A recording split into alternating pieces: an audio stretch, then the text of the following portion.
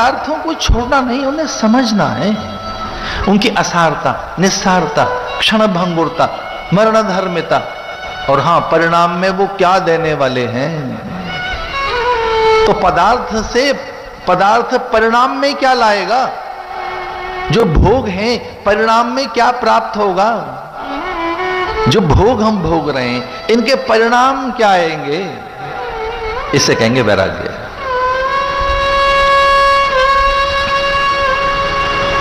तो मन या चित्त वैराग्य और अभ्यास से ठीक किया जा सकता है। अभ्यास वैराग्याभ्याम तन्निरोध, इसे दिशा दी जा सकती है, इसे दिशा दी जा सकती है। और एक बहुत अच्छी बात, मन बनाया जा सकता है जैसा आप चाहें। मन जैसा आप चाहें वैसा बनाया जा सकता है, आपके अनुकूल हो सकता है। यह आप पर निर्भर करता है कि आपका चाकर, नौकर, अनुचर, दास, दासियां, परिचारिकाएं, सेविकाएं, किंकरियां क्या करें। आप विवश होकर बैठे रहो कि चाकर नहीं मानते, नौकर नहीं मानते, सेवक नहीं मानते। अब जो सेवक कहेंगे वही होगा। भीतर का मालिक जगह नहीं है, आदेश देना आया नहीं है। एक दिन जरा आदेशित तो करो इंद्रियों को कि ऐसे ही देखेंगे। मन को एक अभ्यास दीजिए तो मन अपने अनुकूल बनाया जा सकता है। गोपियों ने बहुत अच्छी बात कही, ऊधो मन न भय 10-20, एक हो तो गयो श्याम संग को आराधे ईश। ऊधो मन न भय 10-20। मुझे यहां गोपियां बहुत अच्छी लगती हैं। मुझे लगता है वेदांत पढ़ लिया गोपियों ने और अधिक। भक्ति की पराकाष्ठा ही तो ज्ञान है। जो भक्ति का चरम है वही ज्ञान है भैया, और ज्ञान का जो उत्कर्ष है वो भक्ति है। तो ज्ञान की उच्चतम अवस्था ही तो भक्ति है कि सब में ब्रह्म दिखने लगेगा। परिणाम क्या है, सर्वम खलु इदम ब्रह्म, यही तो ज्ञान है। सर्वम टोटलिटी में कुछ और, केवल ईश्वर है जो दिख रहा है, जो कुछ भी है। सर्वम खलु इदम ब्रह्म, और क्या है, ज्ञान यही तो है। ये ज्ञान की उच्चतम अवस्था है। सर्वम खलु इदम ब्रह्म, सब भगवान है। और भक्ति में क्या है, जित देखूं तित श्याममयी। वो बाबरी गुजरियां और गोपियां भी तो यही कहती कि जिधर देखें उधर सांवरा दिखाई देता है। सिया राम में सब जग जानी। सीताराम या सिया राम जो तुलसीदास जी को दिखाई दे रहे हैं, ये भक्ति का चरम है कि मुझे सब जगह वही दिखाई देता है। कित मुरली कित चंद्र का, कित गुपियन को साथ, अपने जन के कारणे कृष्ण भय रघुनाथ। कित मुरली कित चंद्र का, बिहारी जी के दर्शन करने जब पहुंचे तो रघुनाथ दिखाई दे रहे हैं उन्हें। तो हर जगह राम है, सिया राम सब जग जान। कित मुरली कित चंद्र का, सब जगह वही दिखाई दे रहा है। गोपांगनाएं देखो, ये भक्ति का चरम ज्ञान है, और ज्ञान की उच्चतम अवस्था भक्ति है। और ये दो बड़े साधन हैं मन को ठीक करने के लिए। माने क्या, अरे अहंकार ठीक करने के लिए, ऐषणाओं से मुक्त होने के लिए, अज्ञान से मुक्त होने के लिए। मन का अज्ञान निकला तो मन कहां रहेगा, मन की ऐषणाएं गई तो मन कहां रहेगा। आप रहेंगे उस समय शुद्ध। तो वेदांत में और कहता क्या है पूज्य स्वामी चिन्मयानंद का मन, यही तो कहता है, इग्नोरेंस गई तो फिर आप हैं और कुछ नहीं है। जैसे अज्ञान गया आप में से, वैसे शुद्ध चैतन्य आप खड़े हैं, आप फिर स्वयं खड़े हैं। कितनी सुंदर बात सुनाई स्वामी चिन्मयानंद जी महाराज ने। शुद्ध चैतन्य फिर आप हैं। शिवानंद यही तो कहते हैं, ब्रह्मलीन शिवानंद। और कहा क्या अरबिंदो ने, बहुत बाद के फिलोसोफर जे कृष्णामूर्ति ने, और जिसके मैं रोज गीत गाता हूं, उस आचार्य शंकर ने यही तो बात कही। शुद्ध चैतन्य है आप। तो ये दो चीजें हैं, एक है भक्ति और दूसरा है ज्ञान। तो ज्ञान से इसे समझा जा सकता है, इसकी कोई सत्ता नहीं रहेगी ज्ञान में। मन की कोई सत्ता नहीं रहेगी ज्ञान में, भक्ति में भी नहीं रह जाती। भक्ति में मन अपने पास रहता है कहां है, उसमें तो कितनी बड़ी बात कही जा सकती है। भव सागर अब सूख गयो है, मोए फिक्र नहीं अब तरनन की। क्या चैलेंज है, ये भक्ति की उच्चतम अवस्था है। किसके लिए भवसागर? कौन सा भवसागर? किससे पार करना है? अब सूख गयो है, होगा कभी रहा होगा। जो वैतरणी पार करनी है, भवसागर पार करना है, भवाटवी पार करनी है, बड़ा कठिन है। सुरस्य धारा निशता दुरत्तया दुर्गम पथस्थ कवयो वदंती। ये एक बड़ी भाषा, उसने डरा दिया लोगों को, भैया बहुत कठिन है। ना खंडे की धार है, तलवार की धार है, आपसे नहीं होगा। तो जो हमसे होगा ही नहीं तो अड़ा हो, फिर हमसे तो होना नहीं है, ये तो बहुत कठिन है। सुरस्य धारा निशता दुरत्तया दुर्गम पथस्थ कवयो वदंती मम माया दुरत्तया।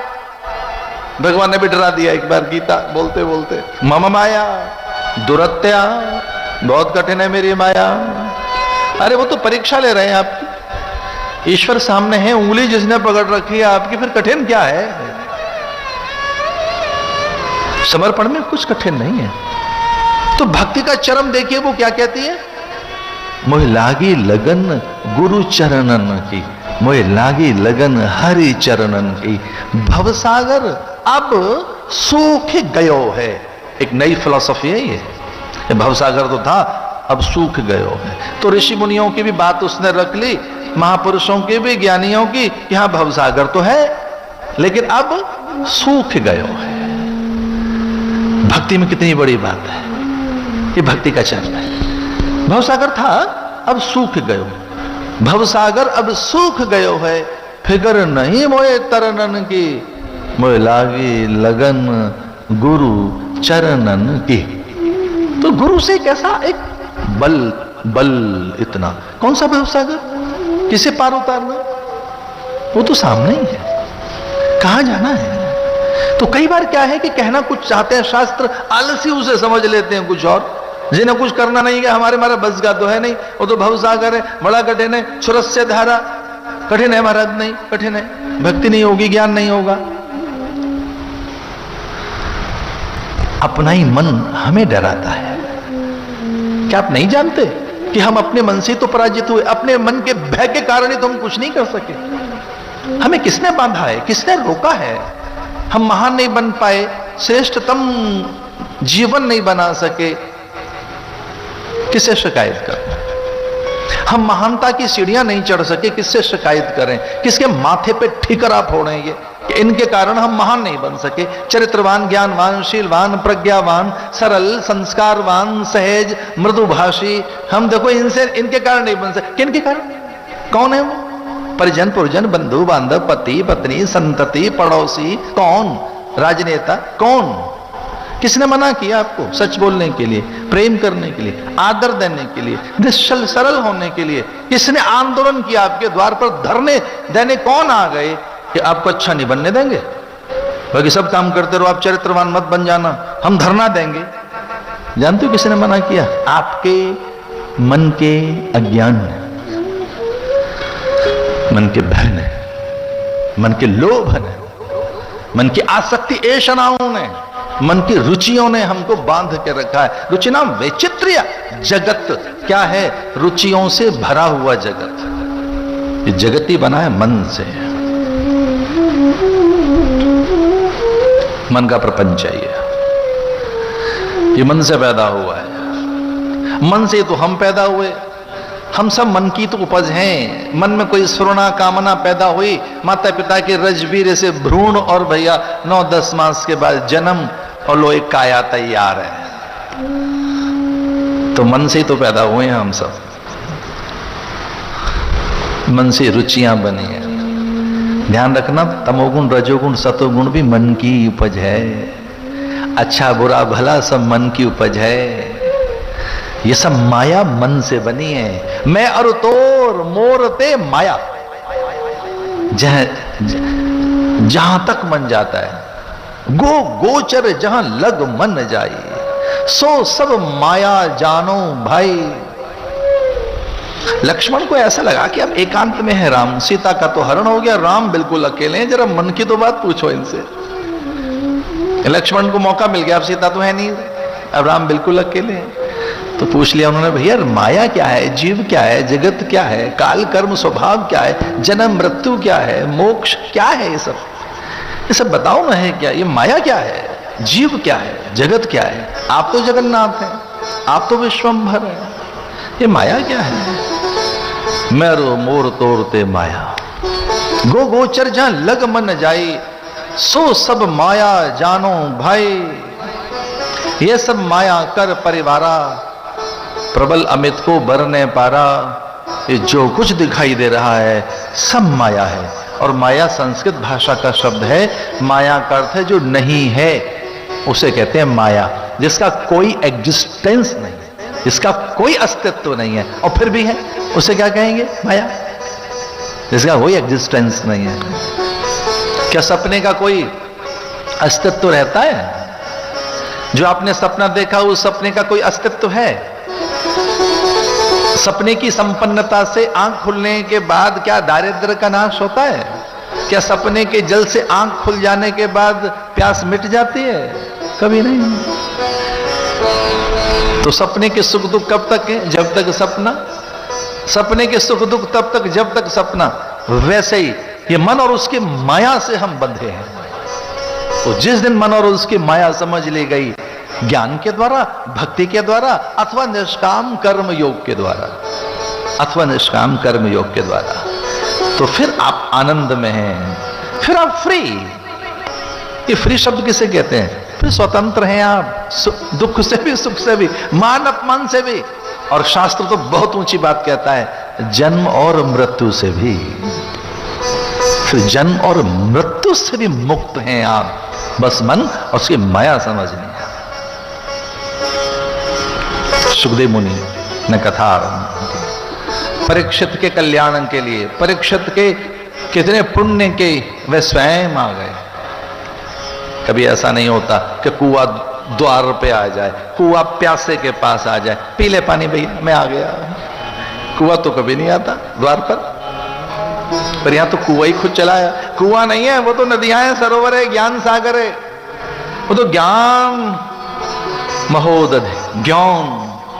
स्वयं भगवान चले आए, गुरु ब्रह्मा, वो ब्रह्मा है, अच्छी रचना करना जानता है। ये मेरा विश्वास पक्का हो गया कि गुरु के चरणों में रहकर रचना करनी सीख जाओगे, सृजन अच्छा हो जाएगा, आप बड़े कलात्मक हो जाएंगे, बहुत क्रिएटिव हो जाएंगे। जो क्रिएटिविटी है, और वो बड़ी पॉजिटिव क्रिएटिविटी, बड़ी सुंदर और सकारात्मक जो रचनात्मकता है, जो क्रिएटिविटी है, गुरु से सीखने को मिलती है। गुरु ब्रह्मा, ये ब्रह्मा का अर्थ है जो रचनात्मक है, जो सृजनात्मक है, जिसमें कला है, वैविध्यता है, बड़ी सुंदरता है। सृष्टि कितनी सुंदर है। गुरु विष्णु, उसमें संपन्नता, पोषण, रक्षण, विस्तार, आनंद, माधुर्य, उसमें जीवन, प्राण विष्णु। गुरुदेवो महेश्वर, महेश्वर, गुरु महेश्वर है। ये महेश्वर कौन है? संहारक, जो है निंदनीय, त्याज्य, अग्राह्य, अमान्य है, अपूज्य है, विषकारक है, विषैला है, जिससे हलचल होती है, जिससे चुभन होती है, जलन होती है, जिससे परेशान हो रहे हैं, निकाल के फेंको मन में से उस बात को। नहीं आ रही है जी, कैसे निकालें? चुभन हो गई है, जलन हो रही है, हम तो आहत हो क्या है। इतना फर्जाइल मन लेके घूमोगे कि किसी के न मुस्कुराने से आप परेशान हो जाए, कोई प्रणाम नहीं कर रहा है, पैर नहीं छू रहा है, किसी के होठ नहीं हिले खिले हैं, तो आप साइड हो गए। इतना फर्जाइल मन होना चाहिए आपके पास। अरे शिव बन जाओ उसी समय। गुरुदेवो महेश्वर, संहारक शक्तियां आपके पास हो, जो है हटाइए उसे, जो निंदनीय है। सच्चा साधक वो है जो अपूज्यता को त्यागने की सामर्थ्य रखता है, जो अपूज्यता है, जो है, जो निंदनीय है, जो मारक है, दाहक है, विदाहक है, जिसे जलन पैदा हो सकती है। ये गुरु जानते हो कौन है? ये क्यों बताया गया? गुरु ब्रह्मा, क्रिएटिविटी, रचनात्मक, कलात्मक, गुरु विष्णु, कि वो उसमें चेतना, आनंद, माधुर्य, मुग्धता, पोषण, रक्षण, संवर्धन और विस्तार। विष्णु माने जिसका विस्तार है, इतना बड़ा मन। तो याद रखना, ये पहली बार समझा रहा हूं उसे मैं। कुछ लोग समझते हैं गुरु की महिमा माने अपनी महिमा बता रहे हैं। भैया मैं तत्व की महिमा बता रहा हूं। विष्णु जो विराट है, एंडलेस है, इनफाइनाइट है, अंतहीन है, वो तत्व विष्णु जो सदा है, जो सम्य व्यवहार कर रहा है। तो जैसे ही आप इतना बड़ा मन बनाएंगे, तो जानते हो विष्णु किसे कहते हैं? एक्सेप्टेंस टू ऑल, सबके लिए बिना शर्त की स्वीकृति, बिना शर्त के सब मेरे हैं। विष्णु गुरुदेवो महेश्वर। महेश्वर कौन? जो संहारक है। हम शुरू में अपने गुरु जी के साथ किन्हीं के यहाँ गए तो उन्होंने नई आरती कर दी, वो हमने पहली बार सुनी थी। जय गुरुदेव हरे, अद्भुत आरती थी वो, मैं तो खो गया था उस आरती में। जय गुरुदेव हरे, जय गुरुदेव हरे, ज्ञान खड़ग लय उर्मे गुरु सब संहारे, जय गुरुदेव हरे। बहुत देर तक मैं चिंतन करता रहा। ज्ञान खड़ग लय उर्मे, ज्ञान खड़ग असंग शस्त्रेण दृढ़ेन छित्त्वा। अरे गुरु से मिलता क्या है भाई? असंगता का ज्ञान, असंगता का पाठ, निर्लिप्तता का पाठ, कि निर्लिप्त रहो। असंग शस्त्रेण, तो जितने भी देवी देवता हैं सबके हाथ में खड़ग है, सबके हाथ में अस्त्र शस्त्र है, गदा है, या कि त्रिशूल है, या कि चक्र है, या कि धनुष बाण है। तो उपासकों को चैन नहीं पड़ा कि गुरु के हाथ में भी कोई खड़ग तो होना चाहिए। जब सभी देवताओं के हाथों में अस्त्र शस्त्र हैं, तो गुरु भी क्यों न रहे? कोई इनके हाथ में एक वेपन दो। तो कौन सा दिया? असंग शस्त्रेण दृढ़ेन छित्त्वा। असंगता का, ज्ञान का खड़ग। और जो ज्ञान खड़ग है, जो ज्ञान की तलवार है, वो कभी नहीं चलेगी। वो ज्ञान जैसे विकसित हुआ, जैसे ही कल्पना करो सूर्य आए तो तारे कहां रहे, फिर अंधकार कहां रहा? कभी नहीं। प्रकाश के आने के बाद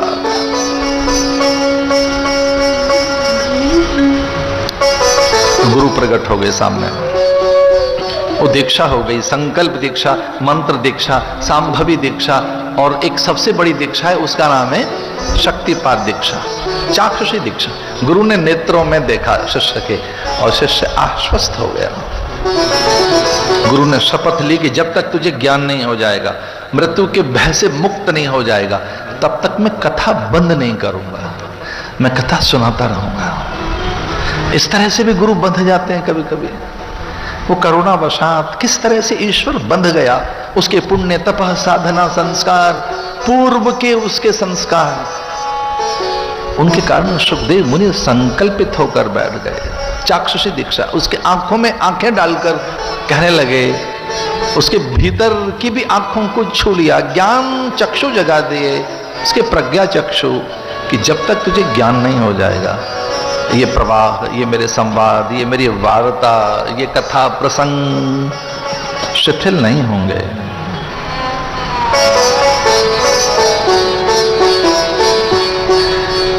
गुरु ने कथा आरंभ की तारण के लिए। हरि कथा ही कथा, बाकी सब व्यर्थ और व्यथा। कोई मुझसे पूछा कि हमारा जीवन का कुछ सार बताओ, तो लगभग ये 2 दशक जो कथाओं की पिच पे मैं खड़ा रहा, तो मैं कह सकता हूं हरि कथा ही कथा, बाकी सब व्यर्थ और व्यथा। कथा भगवान का अंश है। कथा भगवान उसमें साकार होते हैं। न केवल भगवान, उनकी सकल सत्ता, उनकी अनंतता, उनका माधुर्य, कथा तो स्वयं भगवान ही है। उसी में वो प्रकट होते हैं, कथा में ही तो वो रूपायित होते हैं, कथा में ही वो परिभाषित होते हैं, कथा में ही उनके अर्थ उजागर होते हैं, कथा में से निकलते हैं। वो ग्रंथ गांठें खोल देता है मन की। बस आरंभ हो गई कथा। प्रश्न करने लगा वो, हाथ जोड़कर कहने लगा,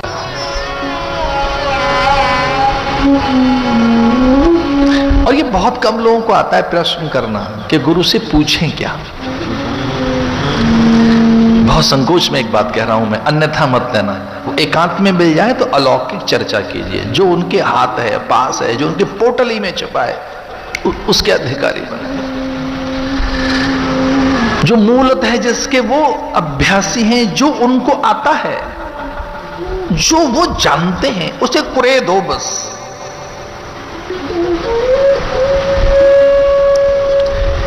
इसे सीधे प्रश्न करता है। उसने कहा अथ प्रक्षामि संसिद्धि योगिनां परमं गुरुं। अतः प्रक्षामि संसिद्धि योगिनां परमं गुरुं। पुरुषस्य यत् कार्यं म्रियमाणस्य सर्वथा। म्रियमाणस्य सर्वथा। हे गुरुवर, ये जो चीजें हैं सब नश्वर हैं, क्षणभंगुर हैं, मृत्यु के मुख में हैं। काल ब्याल मुख ग्रास संसार निर्णास हेतवे। हम सब जितने प्राणी हैं काल के कौर बनकर, काल के मुख के ग्रास बनकर बैठे हैं। हम तो काल का हिस्सा हैं। हम सब जितने प्राणी हैं, जितने प्राणी हैं, जो कुछ दिख रहा है वो सब काल के मुख में है।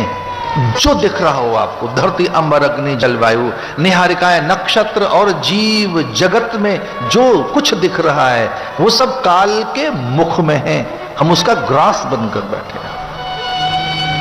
इसलिए परीक्षित ने कहा म्रियमाणस्य सर्वथा। सब चीजें मरने वाली हैं, पर मेरा प्रश्न यह है कि अगर मृत्यु बहुत निकट हो तो क्या करना चाहिए? अथ प्रक्षामि संसिद्धि। क्या करें? योगिनाम परमम गुरुं। चूंकि वो जानता था कि इन्हें देखकर सब संत महापुरुष मुनि उठकर खड़े हो गए। एक 16 साल के से साधु को देखकर, इससे ज्यादा तो आयु उनकी थी भी नहीं, 16 वर्षीय। पर बूढ़ा आदमी दो प्रकार से होता है, एक होता है ज्ञान वृद्ध और एक होता है वयोवृद्ध। एक तो आयु से बूढ़ा होता है, हाथ में लकुटिया, आंखें कोटरों में धंस गई हैं, कमर कमान की तरह से झुक गई और बहुत बूढ़ा है, चला फिरा नहीं जा रहा है। एक बूढ़ा आदमी, इसे कहेंगे वयोवृद्ध। और एक होता है ज्ञान वृद्ध, शील वृद्ध, चिंतन वृद्ध, अनुभव वृद्ध। कुछ लोग अनुभव में बहुत बूढ़े होते हैं, चिंतन से, ज्ञान से, शील से, सत्य से, साधना से, आचरण से बड़े महापुरुष होते हैं। आचरण से ही तो आचार्य बनता है। इसलिए जितने बूढ़े संत थे वे उठकर खड़े हो गए। ज्ञानी सत्पुरुष महापुरुष वे वंदन करने लगे, प्रणाम करने लगे, सुखदेव मुनि का अभिनंदन करने लगे। कोई उनके चरणों में पुष्प डालने लगा, कोई प्रणाम करके खड़ा है। बहुत बूढ़े बूढ़े संतों ने तो उनकी रज माथे से लगाई, अंगों में लगाने लगे। जिधर से वो निकले वहां की धूल लेकर, वहां की माटी लेकर वे मर्दन करने लगे। मस्तक पर, कंठ में, हृदय में जो बच गई वो पूरे शरीर में अंगराग की तरह से लगाने लगे और रोमांचित हो गए कि जो निकल कर गया है वो सामान्य प्राणी नहीं, देह गेह से मुक्त है वो। और सच मानिए, जीवन की सबसे बड़ी उपलब्धि है जीवन मुक्त महापुरुषों का संग। जीवन मुक्त महापुरुषों का संग सबसे बड़ी उपलब्धि है। महापुरुष संशय, उनका संग। तो शास्त्रों में दुर्लभ धन नहीं बताया, रत्न नहीं बताए, उच्च पद प्रतिष्ठा नहीं बताई। और जरा कान खोल के सुनना, भगवान के दर्शन भी दुर्लभ नहीं बताए। कहां लिखा है भगवान के दर्शन दुर्लभ है? कहां लिखा है? भगवान के दर्शन तो कहीं दुर्लभ नहीं है। हमने बना दी वो बात की बड़ी दुर्लभ है, वो बड़ी दुर्लभ है। किसी एक चीज को बहुत दुर्लभ हमने बना दिया। ये तो मोनोपोली है हम अज्ञानियों की, बड़े दुर्लभ है, हमें तो मिलेंगे नहीं। जब मिलेंगे ही नहीं, कुछ लोग तो इसलिए भोग नहीं लगाते, भगवान तो ग्रहण करते नहीं, छूते नहीं, तो भोग क्या लगाए? भगवान को क्या भोग लगाए? वो तो छूएंगे नहीं, देखेंगे नहीं। पहले से नकारात्मक है, पहले से निषेध है, पहले से दूरी है, पहले से अमान्यता है। और हाँ, वो कभी नहीं मिलेंगे। तो दुर्लभ ग्रंथ में तो कहीं नहीं लिखे वो। हाँ, दुर्लभ चीजें लिखी हैं ग्रंथ में, क्या क्या है? हाँ, भगवान दुर्लभ है, ये तो कहीं नहीं लिखा है। तो क्या दुर्लभ है? मनुष्यत्वम, आदमी होकर आदमी जैसा बन जाना, यह दुर्लभ है। मनुर्भ, वेद ने भी आदेश दिया है, अरे मनुष्य तू मनुष्य बन जा, आदमी बन जा। कई बार आदमी दाएं बाएं हो रहा हो तो उसे कहते हैं देखो अपनी जात में रहो, आदमी बनो, आदमी बन जा। तो सबसे बड़ा कठिन क्या है? आदमी बनना, मनोरभव। दूसरा है मुमुक्षु होना, और तीसरा है जो बहुत दुर्लभ है, महापुरुषों का संग, उनकी समीपता, निकटता, उनसे संवाद, उनकी सेवा, चर्या, सपर्या बहुत दुर्लभ है। ये बहुत बड़े विश्वास के साथ बात कर रहा हूं मैं कि उनके साथ संग, उनका संवाद, उनकी सेवा, चर्या, सपर्या, सन्निधि, उनके चिंतन से एकात्मता, उनके साथ में गहरा तादात्म्य बहुत दुर्लभ है। आपका जीवन मुक्त महापुरुष के साथ तादात्म्य हो जाए, चिंतन के साथ, चरित्र के साथ, उनकी संपूर्ण प्रकृति के साथ, उनकी जीवनचर्या के साथ, सेवा सपर्या के साथ आप जुड़ जाएं, ये दुर्लभ है। भगवत दर्शन दुर्लभ नहीं बताए, महापुरुषों का संग दुर्लभ बताया। अब वो प्राप्त हो गया परीक्षित को, तो कहता है परम गुरु हैं आप, योगी नाम परमम गुरुम। सामान्य पुरुष आपको प्रणाम नहीं कर रहे, जो बड़े बड़े महापुरुष हैं उनके सम्मान में तो उनके पिताजी उठकर खड़े हो गए, महर्षि वेदव्यास, और उनके भी पिता पाराशर अपने पौत्र के सम्मान में उठकर खड़े हो गए। ज्ञान वृद्ध, चिंतन वृद्ध। भगवान शंकराचार्य के तो जितने चेले थे सब बूढ़े थे। 32 वर्ष की आयु में तो आद्य शंकर समाधि में चले गए। इसलिए कोई आवश्यक नहीं कि कम उम्र का आदमी है तो उसका अनुभव भी बहुत कम होगा। युगों का अनुभव सुखदेव मुनि के पास, शिव का अनुभव। जो शिव ने अपना अनुभव बताना था अपनी भार्या को, महंगी से महंगी चीज जो अपनी पत्नी को देना चाहते थे, जो किसी को नहीं दी थी, अपना उत्तराधिकारी ज्ञान का, अनुभव का, जो उनके पास सब कुछ था, शिव के पास जो ज्ञान था वो देना चाहते थे, लेकिन वो पुण्यवशात शुक के हाथ लग गया, सुखदेव मुनि के हाथ लग गया। इसलिए कभी कभी ये भी बात होती है कि अधिकारी भेद से भी कई वस्तुएं मिल जाती हैं, यद्यपि कृपा और अनुग्रह से तो मिलेगी। ये तो अकाट्य सत्य है कि भगवान की कृपा के बिना साधन सिद्ध नहीं होगा। यह गुण साधन ते नहीं होई, तुम्हारी कृपा पाव कोई कोई। तो याद रखो और इसे कहीं मन के किसी कोने में लिख लो कि भगवान साधन साध्य नहीं है, कृपा साध्य। भगवान साधन साध्य नहीं है, ईश्वर साधन साध्य नहीं है। ईश्वर क्या है? कृपा साध्य, अनुग्रह साध्य। जब अनुग्रह होगा, कृपा होगी, तब भगवत प्राप्ति होगी। पर अधिकारी भेद से भी कई बार वस्तु अपने आप प्राप्त हो जाती है। इसलिए अधिकारी बनो। तो कोई पूछे गुरुजनों का संग क्यों करें? भाई सत्संग क्यों करें? सत्संग से क्या मिलेगा? सत्संग से पात्र बन जाओगे, इसलिए सत्संग करो। तो सत्संग किस लिए करें जी? स्वाध्याय क्यों करें? रोज सत्संग क्यों करें? प्रतिदिन सत्संग के लिए आप आग्रह कर रहे हैं, रोज सत्संग करो। क्यों रोज क्यों करें? भैया सत्संग से पात्रता का विकास होगा, योग्यता का विकास होगा, आप अधिकारी बन जाओगे। एक और बात, सत्संग से ही शब्द, उनके अर्थ और मर्म समझ में आएंगे। ये तो ऊपर से जाएंगी चीजें, बिल्कुल ऊपर से, और भाषा, विचार, संस्कार और उसका अर्थ, मर्म और उसकी सत्ता ऊपर से निकल जाएगी। अभ्यास करो डेली, प्रतिदिन। सत्संग से क्या होगा? योग्यता का विकास होगा, पात्रता का विकास होगा, आप पात्र बन जाओगे। और जैसे ही आप पात्र बने, वस्तु आपके हाथ लग जाएगी।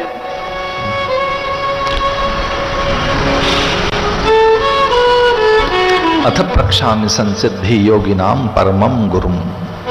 इसलिए हे गुरुवर, अब वो गुरु न कहकर परम गुरु कह रहा है। गुरुओं के गुरु हैं आप। तो ये सारे गुरु जितने हैं ये सब आपको प्रणाम कर रहे हैं, इसलिए आप बड़े गुरु हैं, परम गुरु हैं। नश्वर जगत में रह रहे हो, नश्वर जगत में तो क्या करें? एतावान सांख्य योगाभ्याम स्वधर्म परिनिष्ठया एतावान सांख्ययोगाभ्याम स्वधर्म परिनिष्ठया जन्मलाभा परा पुंसामन्ते नारायण स्मृति। योग युक्ति से जप तप ध्यान पूजा पाठ से संत सेवा सत्संग और स्वाध्याय से सब प्रकार के योग युक्ति और आध्यात्मिक अनुष्ठानों से एक बात तुझे प्राप्त हो जाए कि अंत समय में सत्य का ज्ञान हो जाए, नारायण स्मृति तुझे भगवान की स्मृति बनी रहे, अंत में ईश्वर की स्मृति बनी रहे। जैसा कि मैं एक बार निवेदन कर चुका हूं कि दुख का कारण है आत्मविस्मृति। तो दुखों का कारण क्या? आत्मविस्मृति, ईश्वर की विस्मृति दुख का कारण है। तो विपत्ति, हनुमान जी क्या कह रहे हैं कि विपत्ति क्या है कि जब तक सुमिरन भजन न होई। और विपत्ति क्या है? विपत्ति क्या है? सुमिरन न होना, भजन न होना, ये विपत्ति है। हर किसी से नहीं होगा ये, हर किसी से कभी नहीं हो सकता। जिसने वेदों का जिसका अभ्यास था, कैलाश को जिसने प्रभावित कर दिया, शिव से अनेक आशीष जिसे उपलब्ध हो गए, नवग्रह जिसके यहां पानी बिड़ते हैं, काल जिसके यहां दास बना बैठा है, कुबेर जहां चाकर बना बैठा है, शनि जहां नौकर बना बैठा है,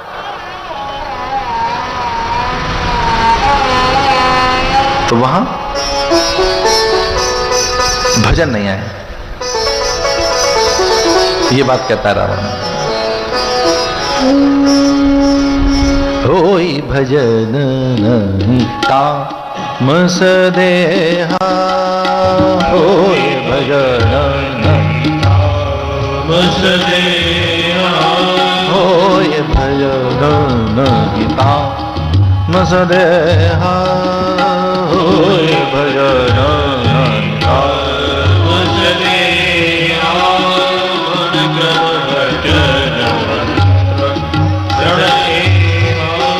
मन क्रम वचन मंत्र दृढ़ेहा, भजन नहीं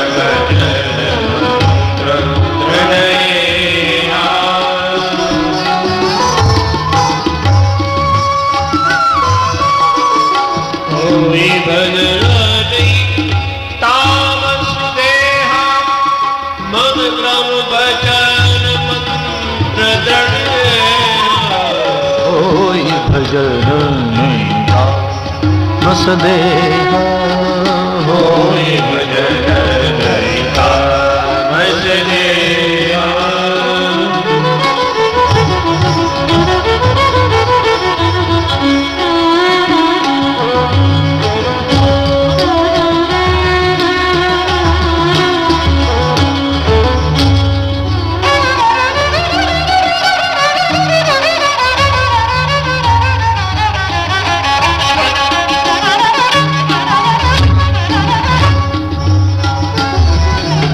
तामस तन कछु साधन नाहि, तामस तन कछु साधन नाहि, प्रीत पर सरोज मन माहि, प्रीत पर सरोज मन माहि।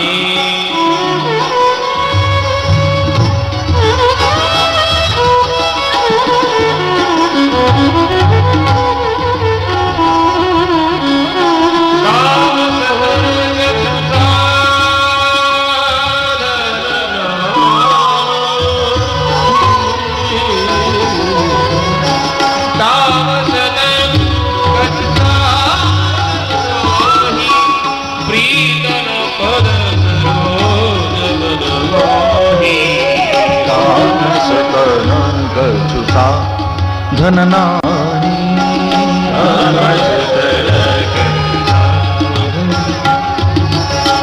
अब मोए भरोस हनुमंत, दिन हरि कृपा मिले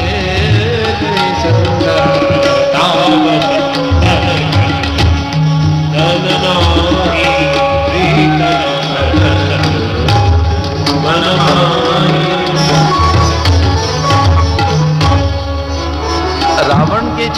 कोई संत नहीं था, नहीं तो भजन हो जाता।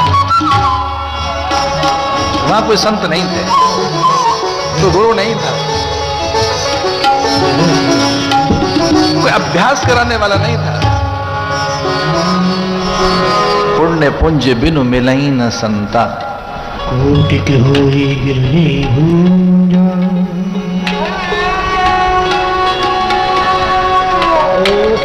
तामस तन कछु साधन नहीं, या होई भजन नहीं तामस देहा। ये बड़ी सुंदर चौपाइयां हैं। विकल होकर, व्याकुल होकर वो कहते हैं सब आता है। हमने वेद सुने तो हैं, हमने यजन भजन किया तो है, पर वो भजन नहीं कर सके जिससे मन शांत हो। होए भजन नहीं तामस देहा। इतना लज्जित हुआ रावण कि मैं भजन नहीं कर सका। और भैया सब काम हो जाएगा, भजन नहीं हो पाएगा।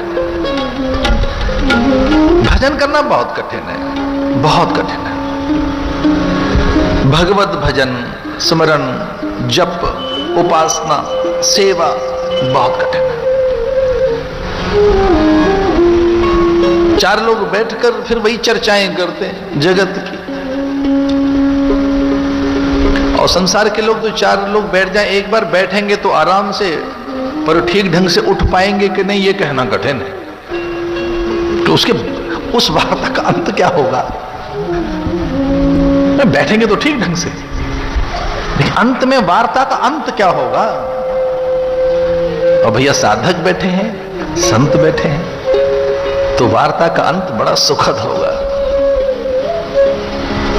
संसार की बातें करने बैठोगे, मन मैला हो जाएगा, न्यूनता आएगी, अल्पता आएगी, अभाव आएगा, द्वेष आएगा, दुर्गुण दिखेंगे, अवगुण दिखेंगे, दूसरों की कमियां देखने लगोगे। ये तो ग्रंथ ही ऐसा, सत्पुरुषों के पास बैठकर ही सुखद चर्चाएं की जा सकती हैं। ये तो सत्संग ही है कि आराम से बैठा जा सकता है, सुना जा सकता है। लेकिन जैसे संसार की चर्चा शुरू करेंगे, लोक की भाषा बोलने लगेंगे, तो भैया वो उसमें तो चिंता है, भ्रम है। एतावान सांख्य योगाभ्याम स्वधर्म परिनिष्ठया। किसी भी प्रकार से तेरा अंत सुखद हो जाए, भगवान की स्मृति बनी रहे, बस ऐसा कर ले। इसमें जन्म का लाभ है। ध्यान रखना, सुखदेव मुनि ने एक अच्छी बात कही, जन्म लाभ। उन्होंने कहा ये जीवन लाभ के लिए, हानि के लिए नहीं है, ह्रास के लिए नहीं है, विकास के लिए है।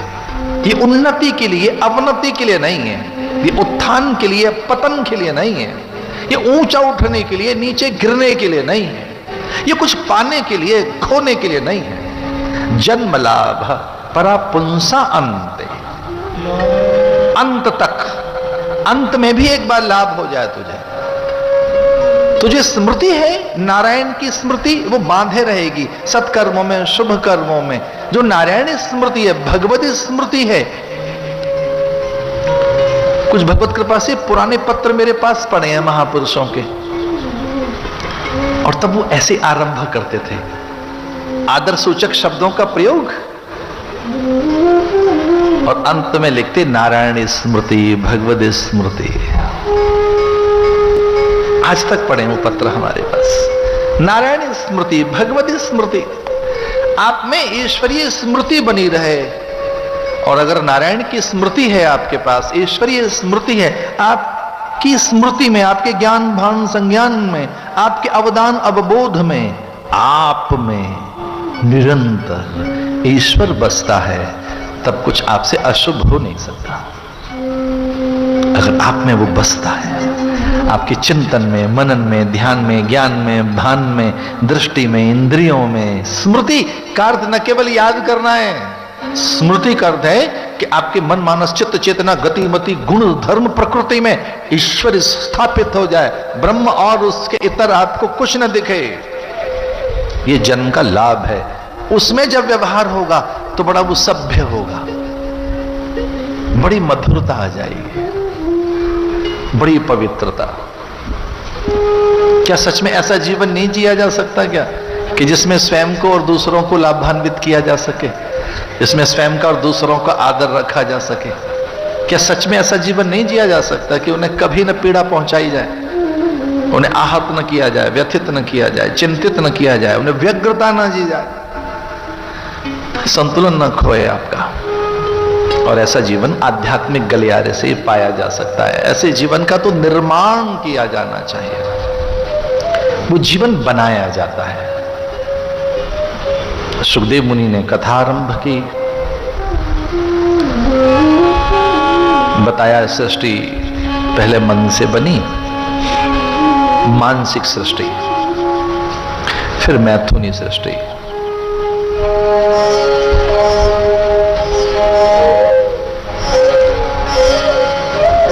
मनुष्य शत्रुपा के संयोग से मैथुनी सृष्टि। मत्वा कर्माणि सिद्ध्यते, मत्वा कर्माणि सिद्ध्यते। सिद्ध्यते करते सीना, जैसे आप एक धागा सुई से लेके कपड़ा सी देते हैं,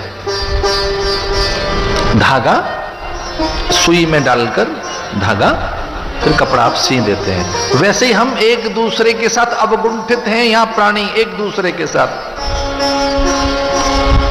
मत्वा कर्माणि सिद्ध्यते, और हम यहां अपने मत की सिद्धि देना चाहते हैं, मत का प्रयोग करना चाहते हैं, मतानुसार रहना चाहते हैं, अपने मत के लिए जीना चाहते हैं, अपनी मति के लिए। एक बार तो मैंने ऐसी बात सुनी कि मैं चौंक गया, पर बहुत मेरा बचपन था इसलिए मैं उसे पूरा न तो समझ पाया, और बाद में समझा तो मुझे बहुत आनंद आता था कि मैंने क्या सुन लिया। एक बार मैंने एक ऐसी बात सुन ली कि मैं थोड़ा चौंका तो था उस बात को सुनकर, लेकिन मुझे लगा कि ठीक है, इसके अर्थ बाद में निकालेंगे कभी। वो बात मैंने सुनी कि सुनो सबकी, करो मन की। सुनो सबकी, करो मन की। अरे भैया, जब करनी मन की है तो सुनो क्यों सबकी? क्यों टाइम वेस्ट करने सुनने के लिए? क्या आपके मन की जो बात होगी ठीक कर रही है आप? क्या मन इतना महान है, उसमें इतना ज्ञान है, वो इतना श्रेष्ठ सबल जयी है? क्या वो इतना भगवदीय है, ईश्वरीय मन है? सुनो सबकी, करो मन की। सुनो सबकी। कैसा आदमी होगा वो कौन होगा कि जिसने सुननी तो है पर करनी नहीं है? करेगा अपने मन की? मन इतना महान है क्या? वो इतना श्रेष्ठ है, इतना जयी है। मत्वा कर्माणि, मनुष्य कौन जो अपने मन की करेगा? उसे मनुष्य कहेंगे जो मन के साथ साथ चलेगा, जो मन में है वही, और मन के लिए जिएगा, मनोकामनाओं के लिए। अरे कुछ लोग तो व्रत इसलिए करते हैं कि मनोकामना सिद्ध हो जाए, मनोरथ सिद्ध हो जाए, मन के स्वप्न पूरे हो जाएं। मनुष्य किसे कहेंगे? जो मन की सिद्धि के लिए, मनोकामना के लिए, मन वासना के लिए, मन याचन, मन लक्षित, मन प्रेरित, मन अभीप्सित, मन अभिलषित और मन लक्षित, मन के जो टारगेट हैं उनके लिए जो जी रहा है वो मनुष्य है। मन लक्षित, अलग अलग अलग अलग जो टारगेट बनाए, अलग अलग जो अपने गोल बनाए, उनके लिए जी रहे हैं। एक गोल, फिर दूसरा, फिर तीसरा। जो मन की कामना है, जो मन की रुचि है, जो मन में है, मनोकामना। हमारी तो मनोकामना पूरी हो जाए तो मन में क्या बसा है? संसार। ध्यान रहे, मन में केवल संसार बसा है। तो आप पाना क्या चाहते हो? संसार। आप पाना क्या चाहते हैं? संसार। तो मन में बसा क्या है? जगत। और ध्यान रहे, मन जगत से ही बना है, प्रकृति से ही बना है। अष्टधा प्रकृति, प्रकृति 8 मसालों से मिलकर बनी है। ये जो पूरी नेचर है ये 8 चीजों से मिलकर बनी है। व्योम, नीर, धूल, आग, बयार, मन, बुद्धि, अहंकार। मन, बुद्धि, अहंकार। तो एक बात बहुत ध्यान से सुनना, मन की परिधि, मन केवल पहुंच सकता है जगत, और केवल जगत तक, जगन्नाथ तक नहीं, प्रकृति तक बस, परमात्मा तक नहीं। आउट ऑफ रीच है परमात्मा, उसका दायरे में नहीं आता। मन बुद्धि के दायरे में ईश्वर नहीं आता, क्योंकि मन और बुद्धि बने ही जगत से, मन बुद्धि बने ही प्रकृति से है, संसार से। मन का एक दायरा है, बस उतना सा। तो हम सारे प्राणी किसके लिए जी रहे हैं? मनोकामना, मनोरथ, मन अभिलाषा, मन कामना, नत्वा कर्माणि, हम मन से बने हैं, इसलिए हम मनुष्य कहलाए हैं। हम मनुष्य और मानव किस लिए कहलाए? हम जो मानव जाति के प्राणी हैं, हम मनुष्य जाति के प्राणी, हम जो मनुष्य हैं स्त्री पुरुष के रूप में, तो वो किस लिए कहलाए मनुष्य? हम मन से बने हैं, मन की प्रधानता के लिए जीते हैं, मन की रुचियों के लिए जीते हैं, मन के सुख सम्मान के लिए जीते हैं। जो हमारे मन में बसा है वो पूरा हो जाए, जो जो हमारी मन की कामनाएं सब पूरी हो जाए। उन्हें गिन पढ़कर देखो, उन्हें समझकर देखो कभी कि वो है क्या। अरे एक बार ये हो जाए कि आपकी जितनी मन की कामनाएं हैं वो टॉप प्रायोरिटी शॉर्ट लिस्ट कीजिए, ऊपर में 10 रख लो। एक बार शॉर्ट लिस्ट कीजिए उनको और एक ऊपर की 10 रख लीजिए, 20 रख लो। पता है क्या निकलेंगी? जगत, सुख सम्मान, आदर, पद, प्रतिष्ठा, स्वास्थ्य, जय, विजय, अनुकूलता। हमारे अनुकूल हो जाएं लोग, पति पत्नी, संतति, पड़ोसी, प्रकृति, पर्यावरण, वातावरण, देवता, सब हमारे अनुकूल हो जाए। हमारा अनुकूल बनाने के लिए मन चाहता है सब अनुकूल हो जाए।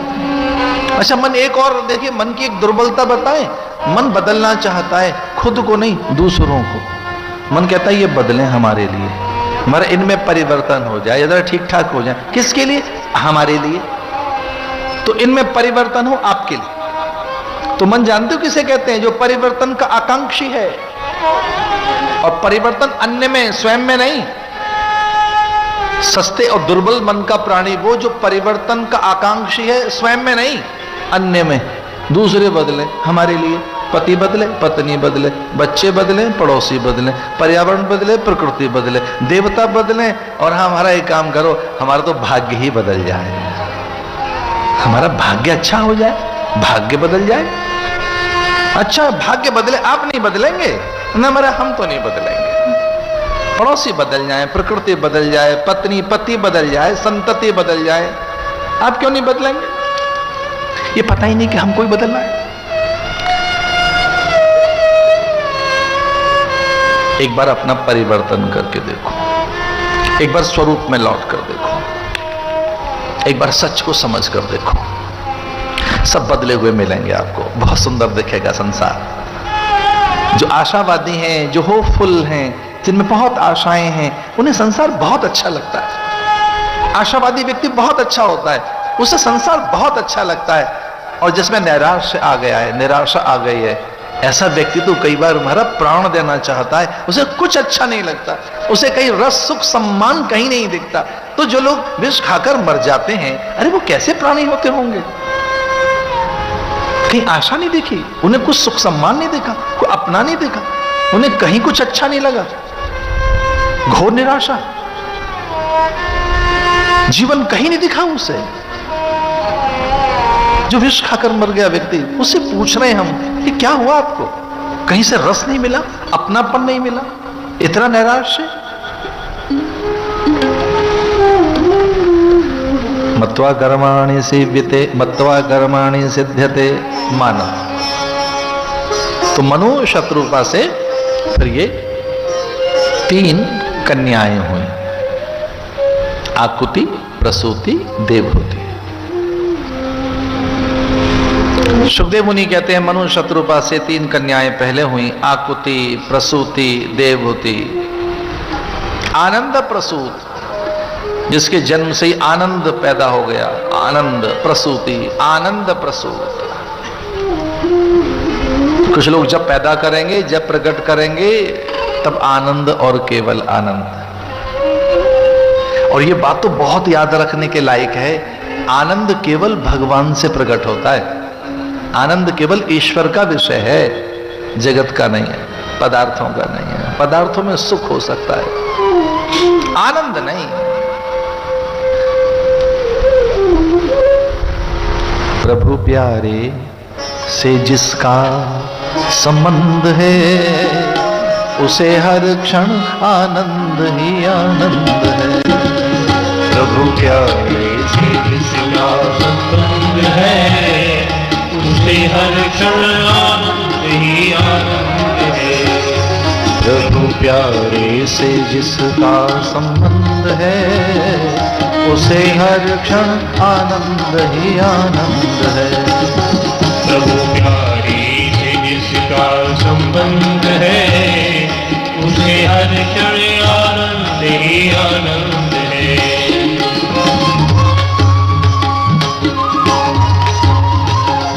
जिसको मीरा तुलसी ने गाया, जिसको मीरा तुलसी ने गाया, सूरदास ने दर्शन पाया, सूरदास ने दर्शन पाया।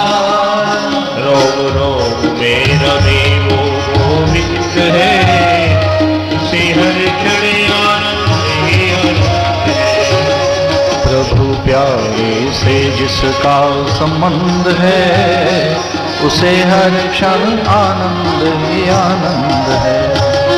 प्रभु प्यारे से जिसका संबंध है उसे हर क्षण आनंद ही आनंद है।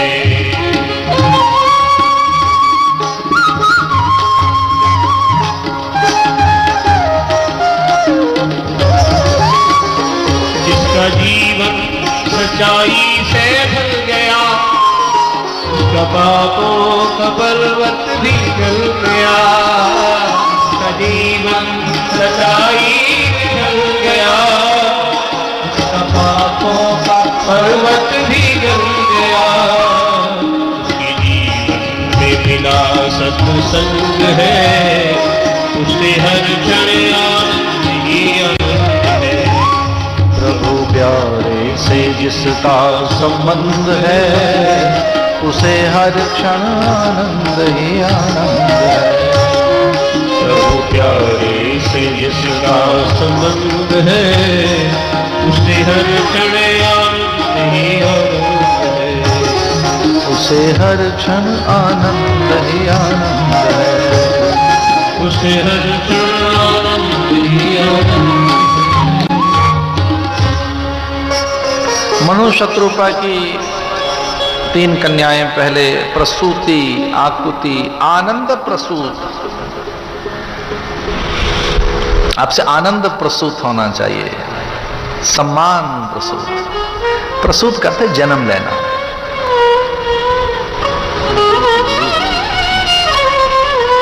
जो बहुत पढ़े लिखे लोग बैठे हैं जिन्हें साइकोलॉजी आती है पढ़ने,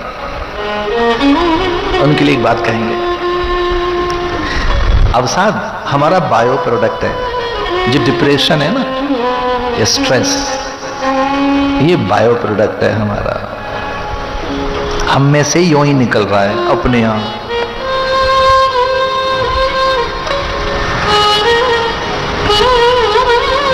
जिस दिन हम जग गए उस दिन हमसे आनंद निकलेगा, सम्मान निकलेगा, प्रेम निकलेगा, आदर। बस आंखें खोलनी है आपको, बस आंखें खोलनी है आपको। उस दिन आप में से प्रेम निकलेगा। आपके जितने एक्शन हैं, एक बार विजन तो बने आपके। जिस दिन विजन मिली आपको, जिस दिन भी विजन मिल गई आपको, ध्यान रखना आपका एक्शन चेंज हो जाएगा। और विजन उनके हाथ लगते जो विजनरी हैं। एक बार विजन हाथ लगे आपके, एक्शन उसी समय हो जाएगा। और एक तीसरा शब्द मैं जोड़ रहा हूं, फिर भैया लाइफ मिशन बन जाएगी। अगर आपको विजन मिल गई और उसके अकॉर्डिंग एक्शन हो गया, फिर लाइफ क्या होगी? मिशन। फिर लाइफ तो मिशन होगी। फिर मिशनरीज होंगे आप। और मिशनरी वो उन्हें कहा गया जो सेवक हैं, दूसरों का हित कर रहे हैं, दूसरों का कल्याण कर रहे हैं, परोपकार कर रहे हैं, उन्हीं को तो मिशनरी कहते हैं। और मिशनरी क्या है? मिशनरी माने जो सेवा में लगे हैं। अलग अलग जो मिशनरीज हैं, अलग अलग जो मिशन के लिए काम कर रहे हैं। विजन बननी चाहिए एक बार। और विजन बनी आपकी, एक्शन हो जाएगा। और एक्शन होगा डिवाइन एक्शन। एक बार सही विजन तो मिले, ट्रू विजन, एक सही आपको दृष्टि मिली, एक सही दृष्टि मिल गई आपको, तो भैया आप में एक्शन हो जाएगा, उसका नाम है डिवाइन एक्शन। और फिर आप मिशनरी होंगे, फिर मिशन बन जाएगा जीवन। आनंद प्रसूत। दूसरी आकृति, अच्छा आकार लेकर बैठी। आकार, वे देखो इसकी महिमा तो है, आकार की, रूप की, स्थूल प्रकृति की, नेत्रों की, कपोल, नासिका, भाल, चबुक, हनु और पूरा शरीर। इसका कोई मायने तो है, लेकिन ये किसी काम का नहीं अगर अच्छे विचार नहीं है तो। बहुत गोरे लोग थोड़ी देर तक तो बहुत अच्छे लगते हैं, लेकिन जब वो बोलने लगे और पता लगे कि नहीं तो कुछ नहीं आता। तो बहुत ही फेयर जिनके कॉम्प्लेक्शन है, उनका एक दबदबा तो होता है, पहला इंप्रेशन तो पड़ ही जाता है उनका। लेकिन कितना सुंदर है रामकृष्ण परमहंस, देखा उखड़े हुए दांत हैं उसके, बहुत सुंदर से दिखते नहीं, बहुत अच्छी सी, ऐसे को बहुत अधिक आकर्षण उस काया में दिखता नहीं। लेकिन विवेकानंद ने कोई बात उनके बिना नहीं कही। उसने कहा मैंने सब कुछ पाया अपने ठाकुर से, मुझे सब कुछ मेरे गुरु से मिला है, मैंने सब कुछ पाया ऐसे। विवेकानंद ने अपने गुरु का नाम कर दिया। उखड़ी दंत पंक्तियां, कैसे अजीब सा उनका शरीर है, जब वो भाव में चले जाते तो इस तरह से बाल उनके बिखर जाते हैं। जिन्हें एक अच्छा आकार बनाना आता है, जिन्हें एक अच्छा परिवेश बनाना आता है, जिन अच्छी बातों से दूसरों का मन रखना आता है, वो प्रसूति, आकृति, देवहूति, जिनका देव चरित्र और देव जिनके अनुकूल हो गए। एक हल्की सी बात और सुनाएंगे और उसके अर्थ बहुत महान है। यज्ञ जानते हो क्या है? देवताओं को कर्जदार करने की विधा। यज्ञ माने देवताओं को कर्जदार करने की विधा का नाम यज्ञ है। कि ऐसे आप भोर में दोपहर में झटपट किसी की जेब में डालते रहे कि लो 1000 2-4 हजार रखो, या 2-4 लाख रखो, फिर 2-4 10-20 करोड़ रखो, दिन भर डिपॉजिट करते रहे, और आप महीनों महीनों किसी को लाखों रुपए रोज देते रहे, ये कह के जरा संभाल लेना, जरा कुछ रख लेना, ये हमारे धन, ये हमारे रत्न, ये हमारे जेवरात, ये सब चीजें रखते रहो, देते रहे, और फिर अचानक कुछ सालों के बाद आप कहें कि जरा 100 रुपए देना, तो वो क्या कहेंगे? अरे सारा कुछ आपका ही है, कितना कुछ पहले हमारे आपने तो यहाँ जमा कर रखा है, ये सब आपका ही तो है। तो इसे यजन करना आता था, आहुति देनी आती थी, जैसे देवाहुति, जिसे भाग निकालना आता था, जिसे हिस्सा निकालना आता था। और घर की बहू बेटियों से सीखा जा सकता है, इन्हें हिस्से निकालने आते हैं, ये संभाल के रखना जानती हैं। जब इनके हाथों में औदार्य और पवित्रता और ठीक वितरण की, जिस दिन भी उन हाथों में जब सरस्वती, लक्ष्मी, दुर्गा, अन्नपूर्णा जिस दिन भी प्रकट हो जाए, फिर हमारा ये हाथ क्या नहीं कर देते। इसे ऋषि ने कहा, तारिणीं दुर्ग संसार सागर से कुलोद्भवा। मेरी पत्नी न केवल ऐसी हो जो मेरे मन की वृत्तियों के अनुकूल हो, बल्कि तारिणीं दुर्ग संसार सागर से। ऋषि ने कहा मैं अकेला तर नहीं पाऊंगा, मैं भटक जाऊंगा, जंजाल है जीवन में, मैं अकेला कुछ नहीं कर पाऊंगा। इसलिए हे परमात्मा, मुझे ऐसी पत्नी देना, तारिणीं दुर्ग संसार सागर से कुलोद्भवाम। लेकिन बड़ा चतुर था पुरुष, उसने पता है पहले क्या मांगा? पत्नी मनोरमां देहि मनोवृत्तानुसारिणी।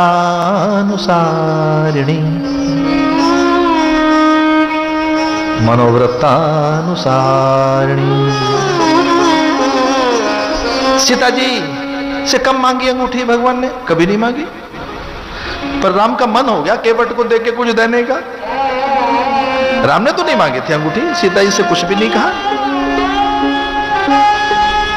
प्रिय सिय ही है, सिय प्रिय की ही है जान निहारी। प्रिय ही की सिय जान निहारी, प्रिय ही की सिय जान निहारी। मणि मुक्ति मन मुदित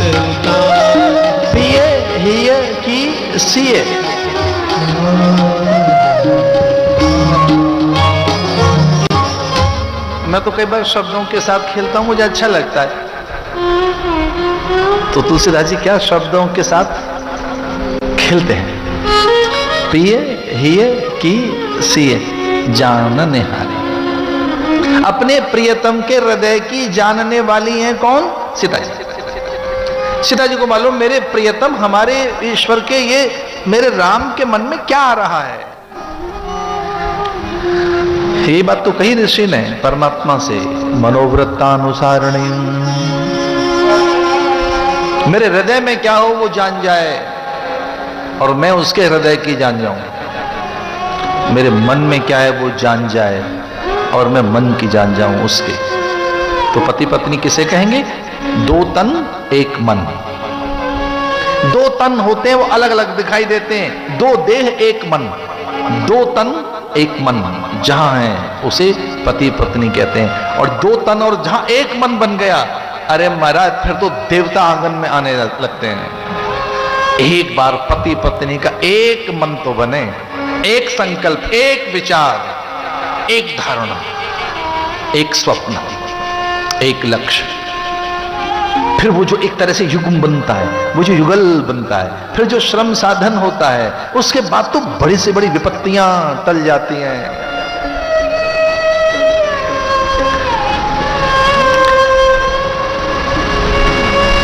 किसी ने बड़े अच्छे से बात लिखी है, उसे लिखा है कि जब उसका हाथ मेरे हाथ के करीब आता है, जब उसका हाथ मेरे हाथ के करीब आता है, सच मानिए ताजमहल सा बन जाता है। जब उसका हाथ मेरे हाथ के करीब आता है। क्या अभी तक भी हम नहीं समझे इस बात को कि भगवान के चार हाथ क्यों हैं? अरे जगन्नाथ के चार हाथ का अर्थ यही है, दो हमारे, दो पत्नी के, या दो मेरे शिष्य के, या दो मेरे दो भक्त के, या दो मेरे दो साधक के, या दो मेरे अनुयायी के, या दो मेरे और दो मेरे भाई के, या दो मेरी मां के, दो मेरी बहन के, दो मेरे पिता के। एक और बात, दो मेरे और दो मेरे पड़ोसी के। जिसने चार हाथ बन गए, जगन्नाथ आपके सामने हैं, साथ ही हाथ बढ़ाना रहे। अजीब बातें कही गई, हाथ को हाथ लेके चलने की बात कही गई। मनोवृत्तानुसारणीम तारणीम दुर्ग संसार सागर से कुलो भवाम। पति पत्नी का अर्थ केवल इतना सा नहीं है, योग यजन भजन कर लिया, खा पी लिए, घर मकान बन गया और थोड़े अच्छे बच्चे हो गए और खूब ना भैया, और आगे जो परलोक तक है, जहां जाना है वहां तक का मार्ग प्रशस्त हो। इहलोक और परलोक तक का मार्ग प्रशस्त हो, परलोक तक का। दो कन्याएं ऐसी हो गई हैं, तीन कन्याएं बन गई। एक का विवाह कर्दम के साथ हुआ, रुचि नाम के प्रजापति के साथ दूसरी, और तीसरी दक्ष के साथ। पहली की 9 कन्याएं हुई, जैसे नवदा भक्ति आ गई घर में। इसलिए क्रम में तो पहले स्त्री आई है।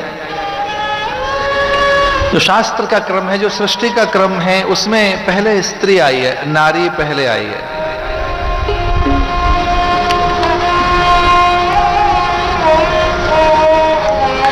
करांगुल ने नखोत्पन्ना नारायण दशा कृते।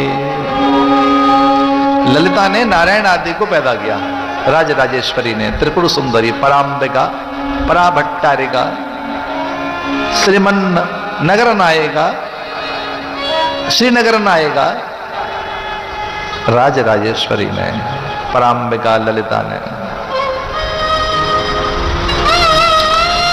आ ब्रह्म कीट जननी, ललिता सहस्त्र नाम में पराशक्ति के लिए ये घोषणा की गई है ऋषियों के द्वारा। आ ब्रह्म कीट जननी, ब्रह्म से लेकर कीट तक, ईश्वर से लेकर, और कीट माने कीड़ा, नगण्य जो न देखा जा सके आंखों से, उस जीव तक की भी रचना जिसने की है। आ ब्रह्म कीट जननी, जो कई मौज में आती है ना, वो तो ये जो 4 उंगलियां और ये अंगूठा, दरअसल में उंगलियां ये 4 ही तो हैं, एक तो अंगूठा है। तो जब कभी वो मौज में आ जाएं तो कई बार बहुत सुंदर अच्छे कपड़े पहनकर, आभूषण पहनकर, घर की बहू बेटियां मेहंदी हाथ में लगी हो तो कई बार अपने हाथ ही देख ले, उन्हें अच्छा लगने लगता है। स्नान करने के बाद देखो कैसा अच्छा लगता है हर किसी को। पूजा के बाद, प्रार्थना के बाद, यज्ञ के बाद हाथ कैसे हो जाते हैं। सेवा के बाद, दान देने के बाद, दूसरे की सहायता करने के बाद हाथ कितने सुंदर दिखने लगते हैं। एक बार दूसरे की सहायता तो करके देखो, सेवा करके देखो, दान देकर देखो, यज्ञ करके देखो, प्रणाम करके देखो, किसी के आंसू पहुंच के तो देखो, और फिर अपने हाथ देखना, बहुत सुंदर दिखेंगे। वे हाथ सुंदर कभी नहीं दिख सकते जिन्होंने दूसरों के अधिकार छीने। हाथ तो वही सुंदर होते हैं जो देते हैं, वे बहुत सुंदर होते हैं। परांबिका ललिता त्रिपुर सुंदरी के लिए कि वो एक बार ऐसे अपने हाथ देखने लगी और उन्होंने अंगूठे से इन 4 उंगलियों को छूकर देखा, वो भी नख स्पर्श किए। बस इतने में ही नारायण दशाकृति, जो मुख्य 10 अवतार हैं, वो फ्रैक्शन ऑफ सेकंड में हो गए, कुछ एक पल भर में। शाक्त ग्रंथों में ऐसा आता है कि ईश्वर की भी कोई जननी है और वो पहले है, पहले श्रीमन नगर नायका। एक बहुत आनंद की बात सुना रहे हैं आपको। जो प्राय पुरुषों के नाम के आगे श्री लिखी जाती है ना, श्रीमान, श्री रामलाल, श्री श्यामलाल, श्री कृष्णलाल, श्री रूपलाल, श्री चांदलाल, श्री कहां से आई है भैया ये श्री आपके पास? ये श्री कहां से आ गई? ये श्रीमती से आई है, श्रीमन नगर नायिका से आई है, ये श्री हैं। तो जो श्री जुड़ी हुई है पुरुष के साथ वो स्त्री ही है। श्री जो है वो स्त्रीवाचक है, वो समर्थ है, उसमें सौंदर्य है, उसमें सिद्धि है। उस श्री में जय और कल्याण के सकल निमित्त छुपे हुए। याद रखना, श्री श्री कहां से आई है? श्रीमती से। श्रीमन नगर नायिका, एक श्रीनगर है, उसकी कल्पना की है। शाक्त ग्रंथों में एक श्रीनगर की कल्पना की गई है। ये श्रीनगर ये वाला नहीं, या उत्तराखंड वाला नहीं, श्रीनगर जहां वो स्वयं रहती है।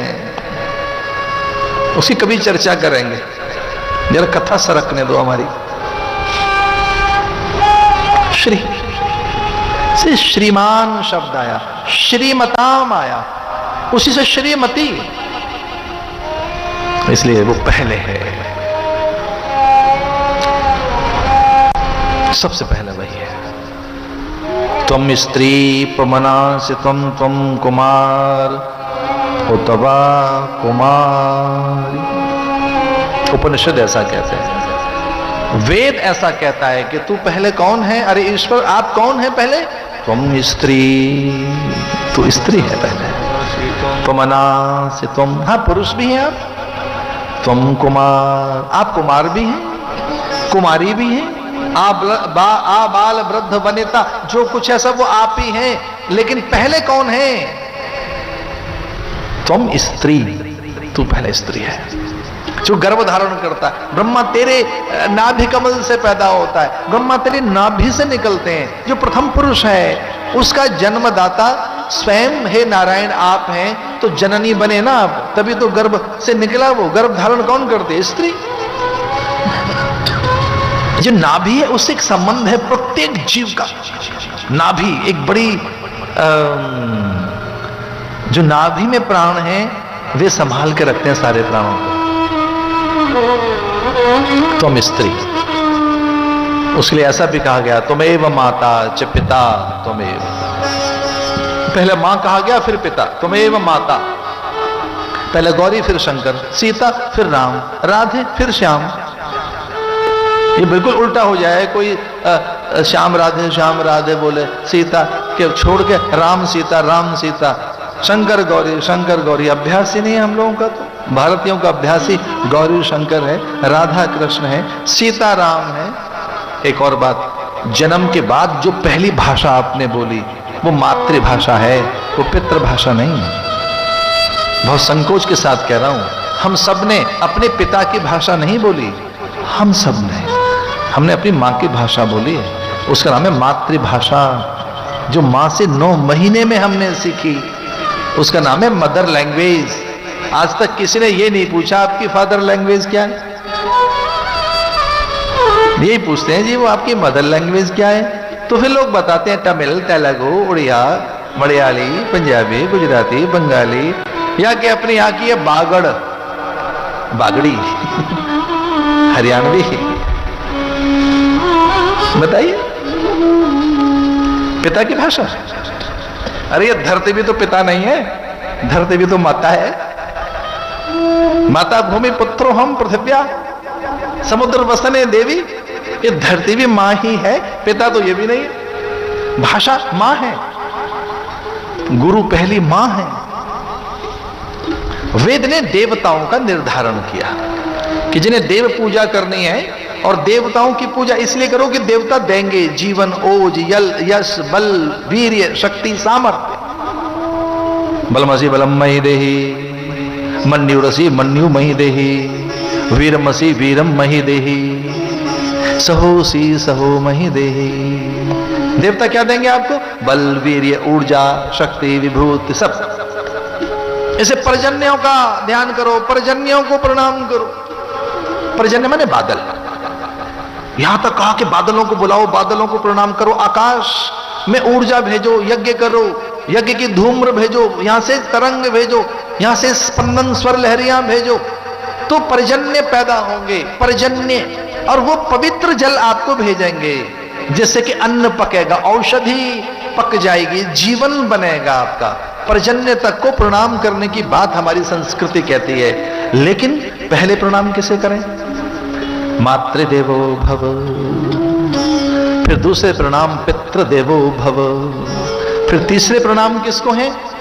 ये और याद कर लो। पहला कौन? मातृदेवो भव, दूसरा पितृदेवो भव, और तीसरा आचार्य देवो भव।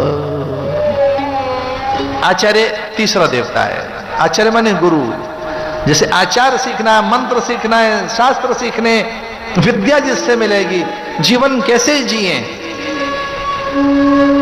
लेकिन पहला गुरु कौन? माता। दूसरा पिता। तो पहले कौन आई? स्त्री। त्वम स्त्री। नव कन्याएं पहले आई, जैसे मानो नवदा भक्ति आ गई। घर में कन्या के आगमन पर आपके चेहरे पर चिंता की लकीरें खिंच न जाए, ऐसा न करना। उदास न हो जाए, आप मायूस न हो जाए, घर में चुप्पी और सन्नाटा न पसर जाए। ऐसा न हो कि निशब्द हो जाए, चुप हो जाए, आंखें पत्थर आ जाएं, और पूरे आपके शरीर की कांति खो जाए, आकर्षण मंद हो जाए, चुप होके बैठ जाए। ऐसा न करना। ईश्वर का कोई विधान है, उसका सम्मान कीजिए। उसे रोज कहो तेरा भाना मीठा लागे।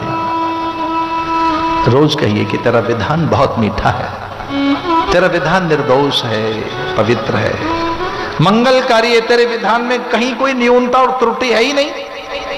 तेरे विधान में दोष कैसे निकालें? नवकन्याएं पहले आए। उनमें एक ऐसी कन्या अनसुईया, जिसने धरती में मुष्टिक प्रहार करके गंगा प्रकट कर दी। द्वार पर आए त्रिदेव को दुधमुहा बच्चा बना लिया उसने। कई बार ऐसे धरती का कितना आदर किया है देवताओं ने। धन्य है लक्ष्मी, ब्रह्माणी, पार्वती, कितनी धन्य है। उन्होंने कहा कि इस धरा की अनसुईया का आदर करें। अगर ये सती है, साध्वी है, पतिव्रता है, क्योंकि पूरी धरती पर उसकी जय जयकार। एक तो सच है भाई, जैसे फूल खिलेगा तो उसकी गंध, सुगंध, मकरंद, आभा, प्रभा पता तो लग जाएगी। भले ही आपको न लगे, तितलियों को लग जाती है, भ्रमर को लग जाती है, मधुमक्खी को लग जाती है। एक बार निकलो तो सही, घर से आपका मन करेगा पूजा के लिए फूल ले लें, और मालिक को प्रणाम करके आप कहेंगे ये फूल ले लें, हमको पूजा के लिए चढ़ाना है। एक बार गंध आए तो सही, मकरंद एक सुगंध निकले जीवन में, तो वो पूरी धरती पर अपनी पहचान बनाती है। एक बार बड़ा चरित्र तो बनाकर देखो, एक बार अहम शून्य होकर देखो, तो जो एक बार अहंकार शून्य हो गया, धरती पर गूंज होने लगती है, अनुगूंज। एक बार जैसे आप दिव्य बने तो आपका चिंतन, चरित्र, आचरण, आपकी चर्या, आपका पूरा जीवन दूर दूर तक धमक पहुंचाता है, देवताओं तक। नारद जी गए बीना बजाते हुए। अब नारद जी का अर्थ यही, इधर के उधर समाचार करते हैं, अच्छे समाचार। पहले गए वो अपनी मां के पास ही, ब्रह्माणी के पास, और ब्रह्माणी ने कहा, अरे नारद तुम बड़े प्रसन्न हो, आनंदित हो, आह्लादित हो। तो जब जब आप मृत्यु लोक से आते हैं तब तब दुखी, परेशान, हैरान, माथे पे थोड़ी चिंता है, आंखों में आंसू से हैं, और दुनिया भर के उपाय पूछते रहते हो। ऐसा आज क्या देखा है मृत्यु लोक में, बड़े चहक रहे हैं आप। तो उन्होंने कहा, मां मैं अनसुईया को देखकर आ रहा हूं, न तो ऐसी इंदिरा है न सच्ची है, और ऐसी कोई नारी हो ही नहीं सकती जैसी वो है, ऐसी स्त्री नहीं हो सकती कोई। तो ब्रह्माणी ने कहा, मैं तेरी मां हूं और ऐसे मुझे ही गौण कर रहा है, किसी अन्य स्त्री की प्रशंसा करके मुझे गौण कर रहा है। तो मां मैं आपको गौण नहीं कर रहा, पर वो सिद्धा है, मुक्ता है, नित्या है। सिद्धा नित्य रहती है, स्थिर रहती है। वो ऐसा कहकर चले गए वो तो उस उपवन में जहां पार्वती धतूर, विजया, शमी, बिल्वपत्र और बेल पत्ते चुन रही थी भगवान की सेवा पूजा के लिए। वहां पहुंचे वीणा बजाते हुए। अरे पार्वती ने कहा, नारद तुम यहां पहुंच गए, बड़े आनंद में हूं। बोले हाँ मैं मां के दर्शन करके आया हूं, ब्रह्मलोक से आया हूं, वहां कुछ अच्छी चर्चा करके आ रहा हूं, मां से आशीर्वाद लेकर आया हूं, कुछ अच्छी अच्छी बातें सुना कर आया हूं अपनी मां को। क्या सुनाया मां को, बस बहाना मिलना चाहिए नारद को, तो अनसुईया की कहानी सुना दी। कि कौन है अनसुईया, बहुत देर से प्रशंसा कर रहा है जिसकी, एक मुहूर्त हो गया, अनसुईया अनसुईया। तो उसने कहा, मन वचन कर्म से जो एक है उसका नाम अनसुईया है। मनस्सेकम वचस्सेकम कर्मण्येकम महात्मना। मन वचन कर्म से जो एक है उसका नाम अनसुईया है। मां आप तो मेरी गुरु भी हैं, एक सिद्धा, एक पूर्णा, मंगला, कल्याणी के दर्शन करके आया हूं मैं। नारद जी चले गए प्रणाम करके वैकुंठ की ओर। लक्ष्मी जी ने बड़ा आदर किया। रमा ने कहा, नारद बहुत दिनों के बाद आए हो, कहां से आ रहा? उन्होंने कहा, पहले मैं मां के पास गया, ब्रह्माणी से आशीष लिए, रुद्राणी का अनुग्रह लेकर आपके चरणों के दर्शन करने आया हूं। अच्छी अच्छी चर्चाएं करके वहां। अरे क्या चर्चा की? अनसुईया सचमुच एक बार अच्छा काम करके देखो, लोग आपकी चर्चा करेंगे। एक और बात, कोई बुरे काम करके देखो, लोग आपकी चर्चा करेंगे। लेकिन टॉक ऑफ द टाउन कौन बने? जिन्होंने अच्छा काम किया। टॉक ऑफ द टाउन कौन बने? जिन्होंने अच्छा काम किया।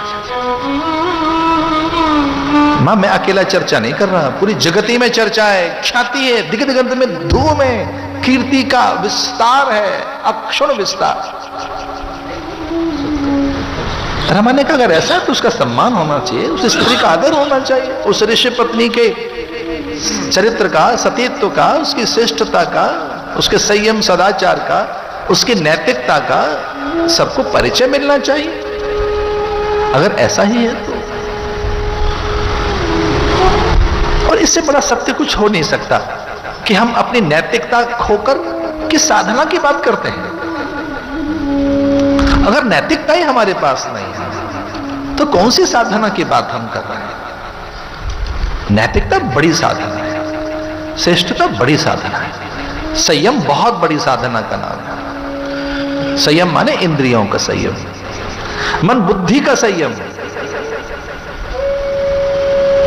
रमा निकल पड़ी पार्वती से मिलने के लिए, उधर से निकल पड़ी ब्रह्माणी रमा से मिलने, त्रिकोण बन गया हमारा, इकट्ठी एक जगह हो गई और परस्पर एक दूसरे से कह लेगी मैं तो आपसे मिलने आई थी, आपसे मिलने आई थी, हम तो आप ही को मिलने के लिए निकले थे। मुद्दा एक है, अनसुईया के पास चले तो तीनों ने तय किया कि हम स्वयं न जाकर अपने पतियों को भेज दें, खुद न जाएं, वे देखें क्या हमसे मिलने योग्य है, क्या उससे हम मिले, उसके यहां चलें, उसके देहरी द्वार पर क्या सच में उसे प्रणाम करने चले। एक बार हमारे पति तो परीक्षा ले आए और तीनों ने बाध्य कर दिया, त्रिदेव बाध्य हो गए, चतुरानन पंचानन, और जिसके मुख गिने नहीं जा सकते, सहस्त्रानन, सहस्र शीर्षा पुरुखा, विष्णु को यही तो कहा, हजार हजार मुख जिसके हैं। शिव के तो केवल 5 ही हैं, पंचानन, ब्रह्मा के 4 हैं, चतुरानन, वो चल पड़े। तो भूल हो गई उनसे, कई बार देवता भी भूल तो कर ही देते हैं, और उनसे भूल हो गई, उन्होंने कहा मां भिक्षा चाहिए,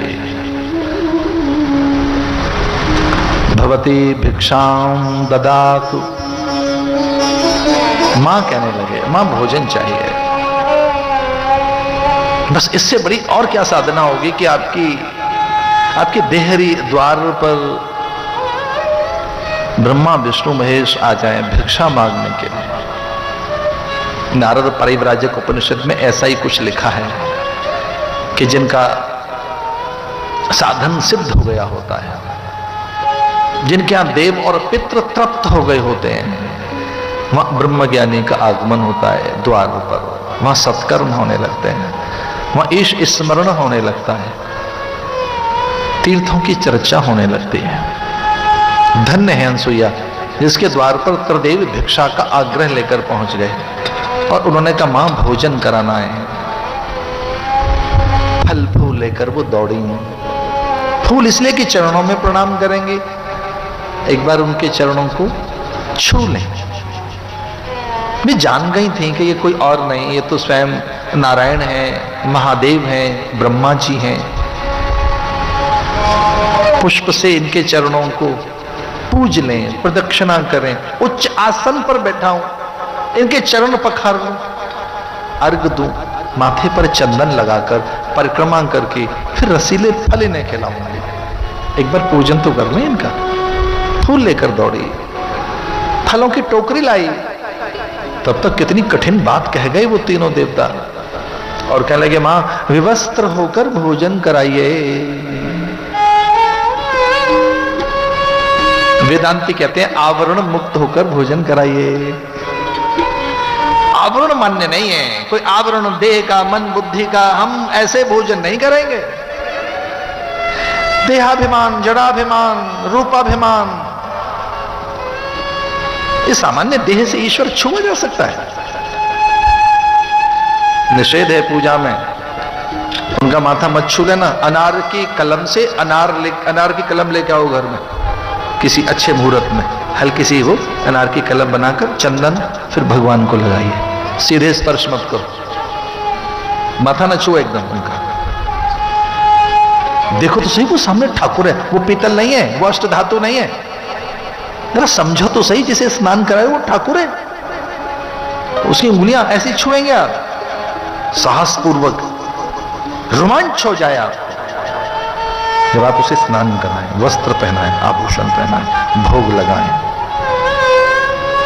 रोमांच हो जाना चाहिए आपको। शौक से जाएं कि देखो मैं कितना भाग्यवान हूं, हम कितने भाग्यशाली हैं, आज ठाकुर को भोग रख रहे हैं, आरोग रहे हैं, हमने फल चढ़ाए, फूल चढ़ाए, प्रणाम कर रहे हैं, हम भगवान के सामने हैं। मैं तो कितने ही घरों में गया हूं, दोपहर में पट बंद हो जाते हैं, वहां कोई चर्चा नहीं करता। एक दो बार बातें हुई तो इधर निकले, भगवान सो रहे हैं, अब भगवान जग रहे हैं। फील करिए ना, अनुभव तो करो, एहसास तो करो। और कई जगह तो बेचारा ठाकुर भी मैंने मस्तराम देखा, टेलीविजन पे बैठे हुए हैं, रसोई में तप रहे हैं, सीढ़ियों के नीचे बैठे हैं। अच्छा, मुझे आदत है, मैं किसी घर में जाऊं तो वहां के देवताओं को प्रणाम करता हूं, मैं बिना देव प्रणाम की कैसे उनके घर में घुसूं? उनके इष्ट देवता, कुल देवता, ग्राम देवता, क्षेत्रपाल देवता, वास्तु देवता, कुल देवी, उनके गुरु, सबके दर्शन हो जाते हैं। एक और बात है, उनके मंदिर से ही पता लगता है किस स्तर का साधक है। मंदिर से ही पता लग जाता है कि साधक कैसा है। उपासक है, साधक है, जापक है, पाठक है, याज्ञिक है, वेदांती है।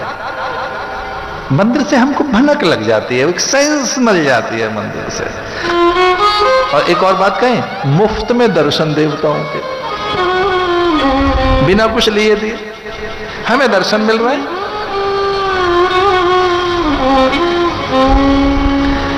इस कथा को उस ढंग से समझिए जैसे हम समझाने का प्रयास कर रहे हैं कि देह आवरण नहीं, दैहिक मान्यताओं के साथ स्पर्श नहीं किया जा सकता। देह से छुएगी हमें, मन बुद्धि के साथ उसके पकड़ में हम आएंगे, तब चंदन लगाएगी, भोजन कराएगी, मूल में लौट अपने में हमको तभी छू सकती है। और कमंडलू का जल लेकर अनसुईया ने आंखें बंद करके और मन ही मन विचार किया कि अगर मैंने स्वप्न में भी किसी का अहित न किया हो, अवज्ञा न की हो,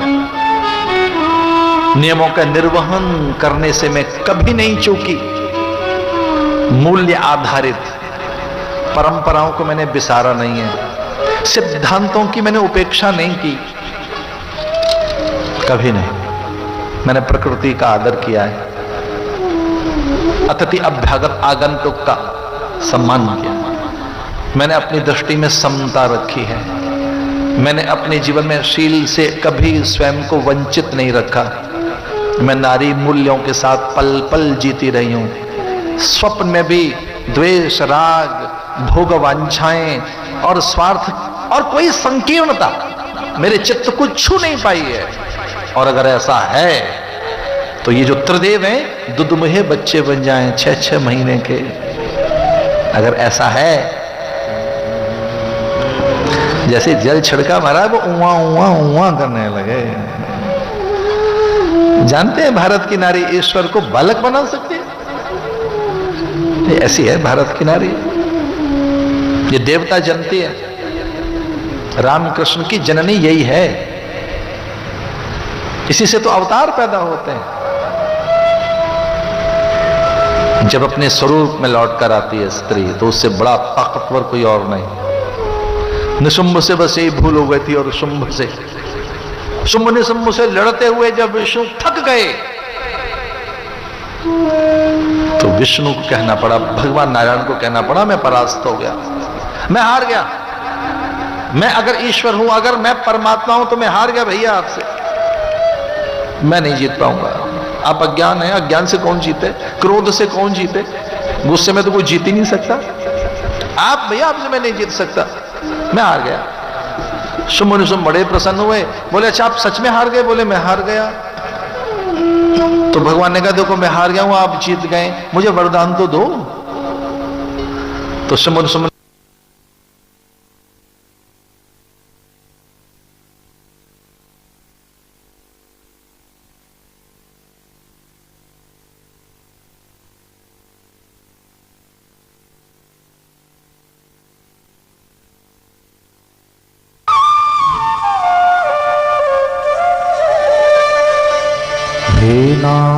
अब तो ऐसी दया हो, जीवन निरर्थक जाने न पाए।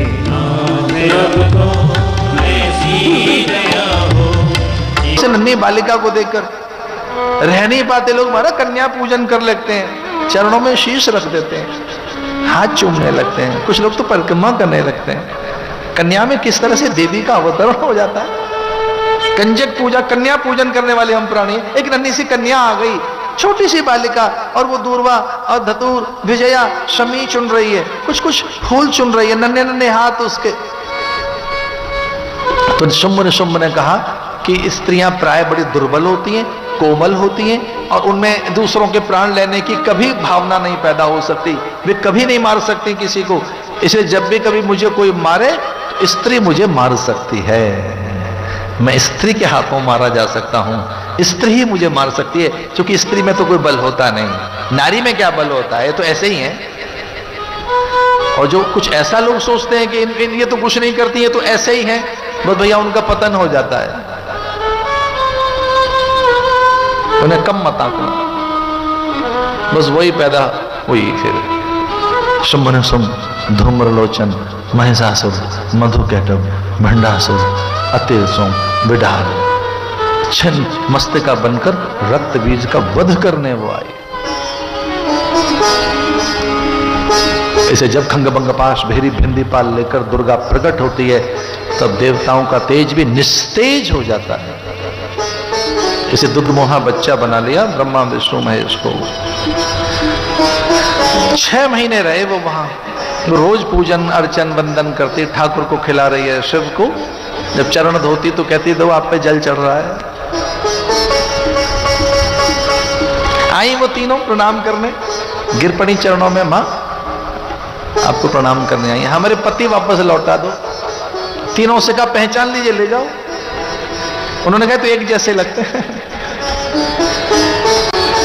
बड़ी अच्छी कथा आती है पुराणों में, अनसुईया के तेज के आगे इतना प्रकाश, आंखें चौंधी आ गई देवियों के।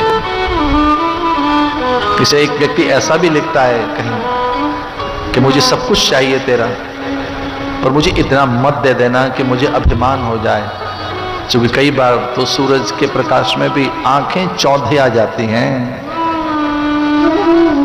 मुझे बहुत कुछ चाहिए ईश्वर, कम नहीं चाहिए, पर इतना मत दे देना कि मुझे अभिमान हो जाए। क्योंकि कई बार तो सूरज की रोशनी में भी आंखें कहां ठहर पाती हैं, प्रकाश तो कुछ और ही है, ईश्वर तो कुछ और है। अगर तू सामने आ गया तो मैं कहां पहचान पाऊंगा।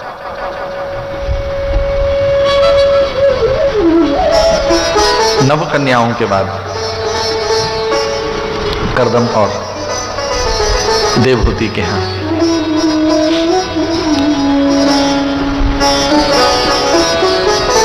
भगवान का आगमन हुआ, जिनके नाम से ये कैथल है, जिनके नाम से ये कपिल मुनि के नाम से कपिल स्थली या कपिस्थल या कपिल स्थल कैथल।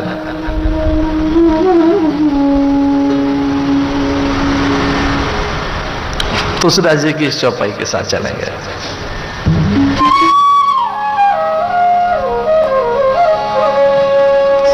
पुर अभिलाष निरंतर होई,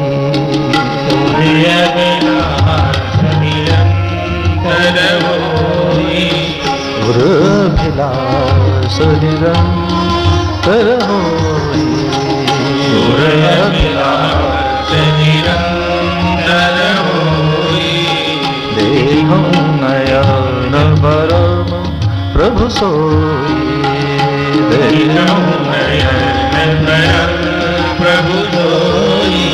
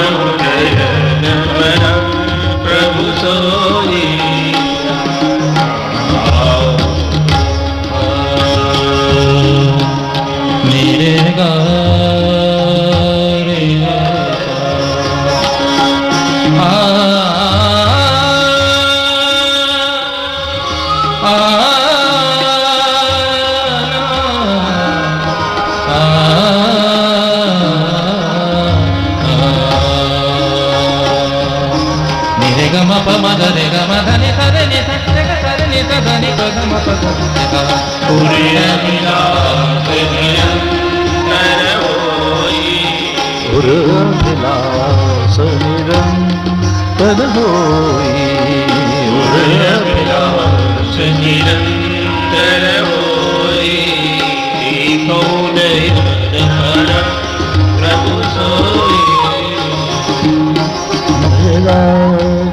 गरे गरे गनि दनि दनि रे गरे मामा मामा मामा गामा गरे गामा पामा गामा बदनि नि दनि दबा गामा प गामा गरे गामा बदनि दनि दबा मामा गरे गरे निरंतर होई प्रभु सोई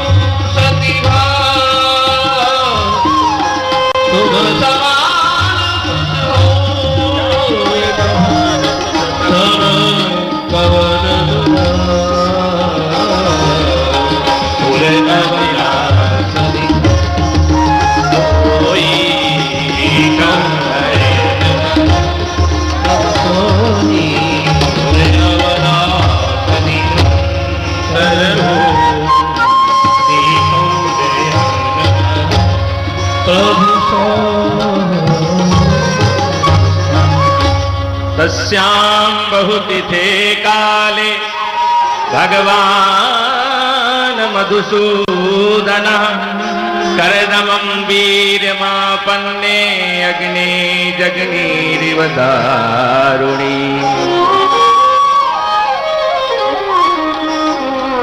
महाराजा मनु की ये 3 कन्याएं, देवहूति, आकुति, प्रसूति। देवहूति के जब 9 कन्याएं हो गईं करदम ऋषि देवहूति के यहाँ, और वो सब अपने घर चली गईं, उनका आश्रम सूना हो गया।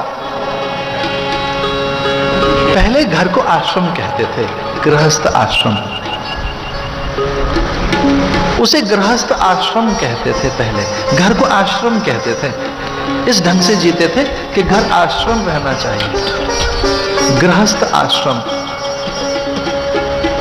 वहीं ब्रह्मचारी पैदा होते और वो ब्रह्मचर्य आश्रम कहलाता, गुरु के यहां उसकी सिद्धि होती। फिर तीसरा आश्रम वानप्रस्थ, चौथा आश्रम सन्यास। आश्रम कहते थे पहले गृहस्थ को, घर को आश्रम कहा जाता था, गृहस्थ आश्रम, जहां आश्रय मिलता था, जहां पोषण होता था, जीवन की सिद्धि होती थी, सबके अधिकार सुरक्षित रहते थे। उनका आश्रम सूना हो गया। 9 कन्या अपने घर चली गई, विवाह के बाद घर सूना हो गया। तो पति पत्नी ने मिलकर साधन किया, उर अभिलाष, कितनी बड़ी विल उनके भीतर, कैसी कामना पैदा हुई कि पुत्र तो हो पर भगवान हो पुत्र के रूप में, पुत्र तो हो पर नारायण पैदा हो, पुत्र तो हो विष्णु प्रकट हो। हमारे रजवीर का परिणाम परमात्मा होना चाहिए, इससे कम नहीं। बड़ी अभिलाषा, जे इच्छा करहो मन माही, हरि प्रसाद कछु दुर्लभ नाही। अब सोचते ही नहीं है, हम जितना सोचते हैं उतना मिलता है। हम कुछ बड़ा तो सोच के देखें एक बार, कुछ बड़ा तो विचार करें।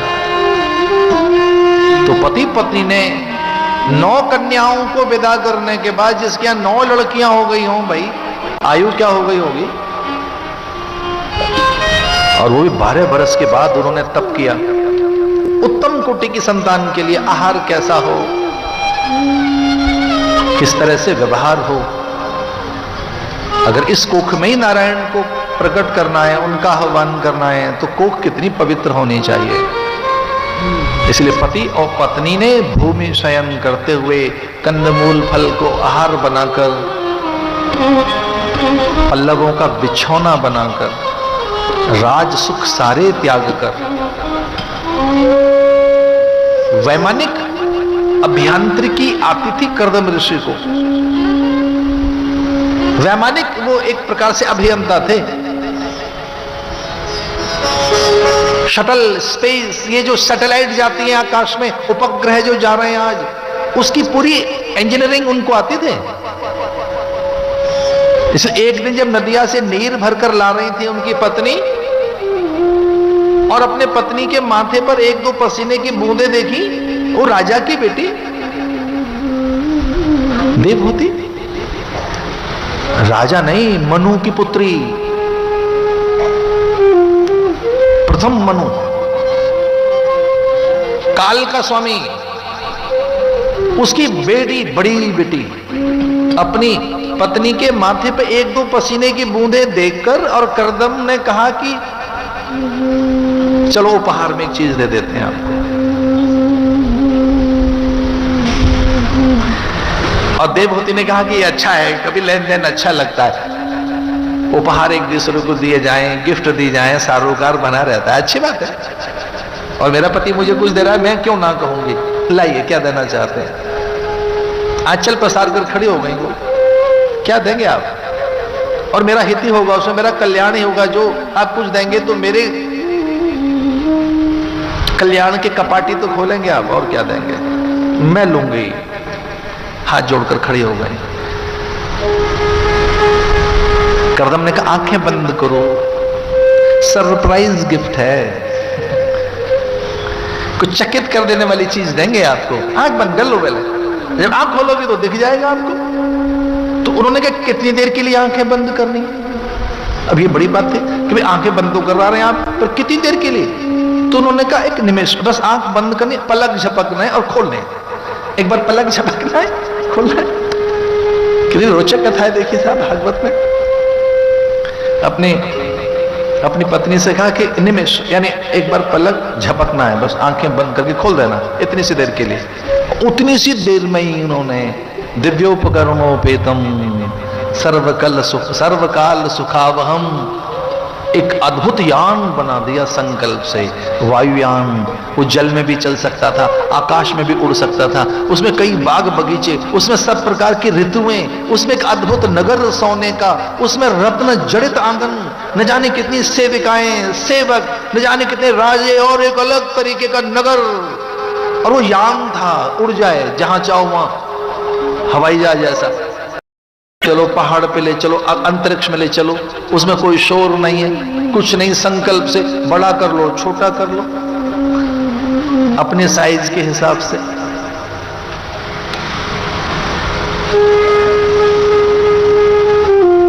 संकल्प से बनाई वो चीज उन्होंने। देवहूति ने मना कर दिया, ना ना ये सब चीजें ठीक नहीं है। पल्लव के बिछौने पर सोने की आदत हो गई है, नदिया से नीर लाकर श्रम करने की आदत हो गई है, दूर दूर तक जाते हैं, वहां से फूल फल चुन कर लाते हैं, ऋषि मुनियों के दर्शन हो जाते हैं। इस हवाई जहाज में बैठे रहेंगे, कोई दर्शन तो होंगे नहीं किसी के, आदत और बिगड़ जाएगी, ये नहीं चाहिए। उन्होंने कहा फिर क्या चाहिए। तो उन्होंने कहा ऐसा मन करता है, बेटियां तो चली गई, भगवान की हथेली पर चुंबन जड़ गए। आपका संकल्प भी था कि हमारे यहां ईश्वर ही पुत्र के रूप में प्रकट होगा, भगवान का ही ध्यान कर लेते हैं, ईश्वर को ही बुला लेते हैं, नारायण को ही बुला लेते हैं। साधन में तो भजन होते भी नहीं, सुख सुविधा में भजन कहां होते हैं, भजन कहां होगा। पति पत्नी ने 12 वर्ष तप किया, और तब सिद्धा नाम कपिलो मुनि, कपिल मुनि आए। परमम प्रधानम पुरुषम महांतम कालम कवि त्रिवृतम लोकपालम। अपने पुत्र के दर्शन करके निकल पड़े करदम ऋषि, ये कहकर मैं तुझे पुत्र के साथ छोड़कर जा रहा हूं। ईश्वर के दर्शन का फल यह है कि मैं समाधि में रहूंगा। देवहूति के पास रह गए कपिल। जब वो 5 वर्ष के हुए कपिल, तब मां हाथ जोड़कर बैठ गई अपने पुत्र के सामने और कहने लगी, मैं जानती हूं तू ईश्वर है, तो मुझे ऐसा ज्ञान दे कि मैं तुझे पहचान सकूं, खुद को जान सकूं, मुझे उपदेश दे, मेरा गुरु बन जा, मेरा गुरु बन जा तू, मैं तेरी शिष्या बन जाऊं, मैं तेरे उपदेश के अनुसार जीवन जी सकूं। और ये जानकर कि मां के भीतर ऐसी आध्यात्मिक जिज्ञासा पैदा हुई है, कपिल भगवान ने एक पल नहीं लगाया, स्व तेज से उद्ध्वस्त गुण प्रवाह, अपने तेज से, अपने बल से, अपने ज्ञान से मां के अज्ञान को छीन लिया, उसके गुणों की चक्की शांत कर दी। अच्छा, जब कोई आदमी बहुत गुस्सा कर रहा होता है तो ऐसा मान के चलना चाहिए कि गुण इसमें खेल रहे हैं, तमोगुण के कारण ये तमतमा रहा है, बाकी आदमी गुस्सा नहीं है, उस पर दया करनी चाहिए। अगर कोई गुस्सा कर रहा हो व्यक्ति तो क्या सोचना चाहिए कि ये तमतमाया हुआ है तमोगुण के कारण, अन्यथा व्यक्ति तो बहुत अच्छा है। और किसी में प्रदर्शन की प्रियता जग गई है तो इसका अर्थ है कि रजोगुण की प्रचंडता है इससे, और उदारता जगी है, विनम्रता जगी है, तो मानना चाहिए कि सतोगुण इस समय इनका शासन कर रहा है। तो कई बार हमें गुण शासन कर रहे होते हैं, गुणों के अधीन ही हम अपने स्वभाव में न्यूनाधिकता देखते हैं। स्वतेज से उद्ध्वस्त गुण प्रवाह, कपिल ने अपनी मां के गुणों के प्रवाह को शांत कर दिया, मां को उपदेशित करने लगे, मां को त्रिकालदर्शी बना दिया। मां भूत भविष्य वर्तमान सब जान गई।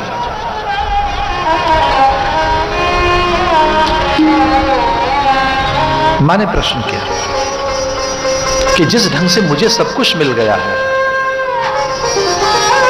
सामान्य प्राणी के लिए साधना की विधि क्या है? जैसे मैंने सब कुछ पा लिया तुझसे, तेरे अनुग्रह से, कृपा से, तेरे आशीष फलीभूत हो गए, मेरी तूने प्रार्थना सुन ली, तेरी कृपा मुझ पर हो गई है, पर साधना की विधि क्या है? किस ढंग से साधना करनी चाहिए? और कपिल भगवान ने कहा कि साधन विधि में संत की सन्निधि मूल है। वो जो तितिक्षु है, कारुणिक है, सुहृद है, सब देहियों के प्रति, सब प्राणियों के प्रति, जो शांत है, सहज है, तितिक्षवा कारुणिका सुहृदय सर्वदेहिना। तितिक्षवः कारुणिकः सुहृदः सर्वदेहिना, अजात शत्रवः शान्तः साधवः साधुभूषण। जो अजात शत्रु है, अजात शत्रु उसे कहते हैं जो भय मुक्त हो गया है। साधना तब तक करते रहना जब तक आपका भय आपके भीतर से न चला जाए, और अभयता भगवान की कृपा के बिना नहीं आएगी। इष्ट की निकटता जिस दिन आपको अनुभूत होने लगी, आप अभय हो जाओगे।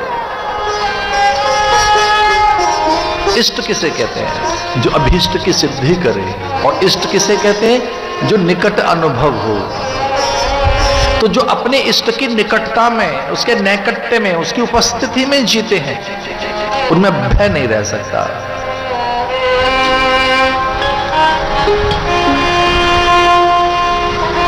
बंगाल में गए एक बार कथा करने के लिए, तब उन दोनों कथाएं हमारी जलपाईगुड़ी, मैनागुड़ी, धूपगुड़ी, बीनागुड़ी, गुड़ियों में कथा हो रही थी।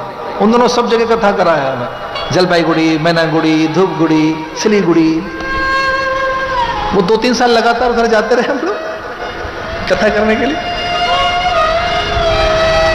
कथा के बाद हम भक्त घेर लेते, सांझ को मेरे कमरे में घुस जाते, जैसे तैसे उनसे कहते, भैया भजन ध्यान पूजन का समय है, शास्त्र विचार का समय, निकलो निकलो निकलो। कोई अधिक प्रेम करने लगे हमसे सज्जन। उन्होंने कहा, गुरुदेव मैं और मेरी पत्नी एकांत में कुछ बात पूछेंगे आपसे। बड़ा अच्छा लगा, भाई साधक अपनी मन की बात कर रहा है, बैठो। अच्छा लगता है साधक अपने मन की बात करें तो। बहुत ऊंचे दर्जे का आदमी था, अच्छा विचारक, अच्छा पंडित। पंडित माने शास्त्रों का अध्ययन था उसके पास, अच्छे विचारक, अच्छा कवि था, बड़ा अच्छा लेखक जैसा।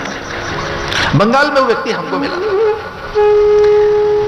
अपनी पत्नी के साथ बैठ गया आसन लगाकर, और उसने कहा गुरुदेव बात यह है कि मुझे कभी कभी डर लगता है, कभी कभी मुझे भय लगता है। क्या कारण है? अब मुझे भय क्यों लगता है, कभी कभी मुझे डर क्यों लगता है?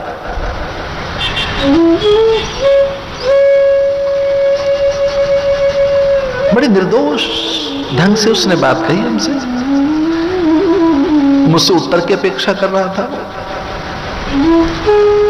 और मैंने उससे कहा कि देखो आपको डर क्यों लगता है, वो मुझे पता लग गया। जिस ढंग से आपने बात कही है मुझे पता लग गया है आपको डर क्यों लगता है। बोले मुझे डर क्यों लगता है? तो मैंने कहा आप में और आपके इष्ट में दूरी हो गई है, आप भगवान से दूर चले गए हो, इसलिए डर लगता है आपको। और जब हम अपने इष्ट से दूर हो जाते हैं, जब हम अपने इष्ट से दूर चले जाते हैं, तभी डर लगता है।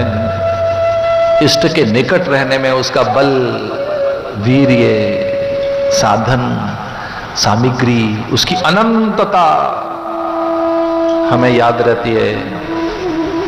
इसलिए हो सके तो आप में और आपके इष्ट में जो डिस्टेंस बन गया है उसे कम कीजिए।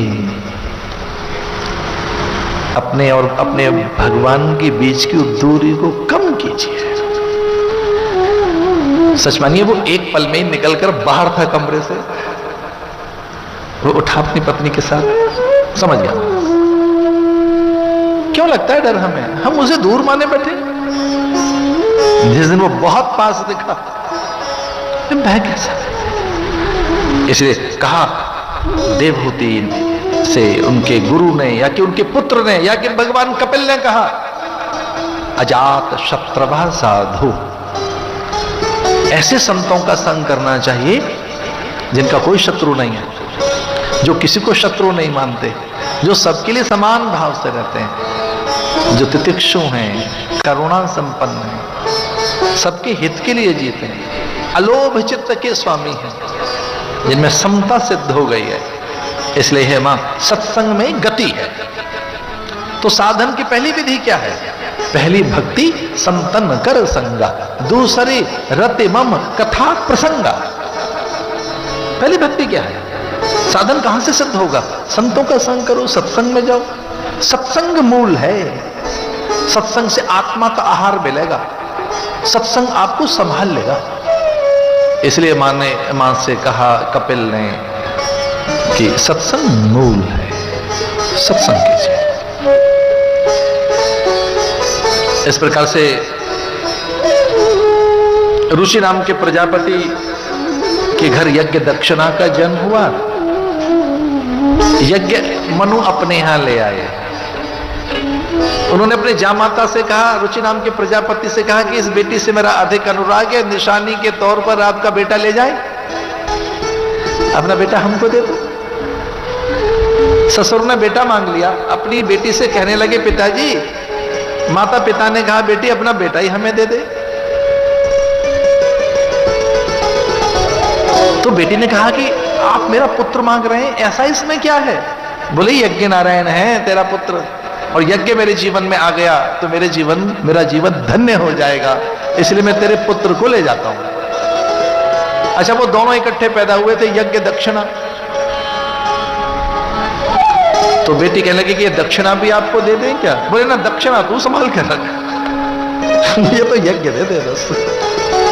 बेटी के यहां से ऐसा कुछ नहीं लेंगे, धन द्रव्य नहीं लेंगे, बेटी के यहां का तो जल नहीं पिएंगे। एक बार दान दे दिया तुझे, जो वस्तु हमने आदर पूर्वक दान दे दी, तो फिर ले नहीं जा सकती। कन्या दान, वैसे कन्या को वस्तु नहीं है जो दी जा सके, पर कन्या एक उच्चतम भाव है, श्रेष्ठ भाव है, अपने अंश हैं, हमारी आत्मा के अंश हैं, वो हमारे खुद के पूरे अस्तित्व को निचोड़ कर देखो तो वही तो हमारी बेटी है, वही हमारा बेटा है। तो अपने अंश दिए हमने दान रूप में, और एक बार वाग्य दान कर दिया बेटी, तो तेरे यहां से लाभान्वित नहीं हो सकते, बेनिफिशियरी नहीं हो सकते, हम मॉनिटरी बेनिफिशियरी नहीं हो सकते। हाँ, विचार ले जाएंगे, यज्ञ को ले जाते हैं, यज्ञ प्रवृत्ति है, यज्ञ की वृत्ति अच्छा करने की। और तीसरी बेटी प्रसूति, उनके सती हुई, सती दक्ष को ब्याही गई, क्षमा कीजिए, सती भगवान शिव को विवाहित हुई। प्रसूति का विवाह हुआ दक्ष के साथ, उनकी बेटी हुई सती, और सती का विवाह भगवान शिव के साथ हुआ। और वो बड़ी अद्भुत कथा है कि किस प्रकार से वो पति का अपमान सहन नहीं कर सकी, यज्ञ कुंड में कूद गई, धू-धू करती ज्वालाओं में। उनका जब शरीर निकाला तो भगवान को मोह हो गया था, और शिव को मोह न हो ऐसा जानकर उनके 51 अंश कर दिए विष्णु ने। वे 51 पीठ बन गए, जहां जिह्वा गिरी ज्वाला, जहां नयन गिरे मां नैना देवी, जहां धड़ गिरा वहां चामुंडा, जहां मातृभाग गिरा वहां कामरूप कामाख्या, जहां हृदय भाग गिरा वहां वैष्णो देवी। इस प्रकार से 51 वो पीठ बन गए।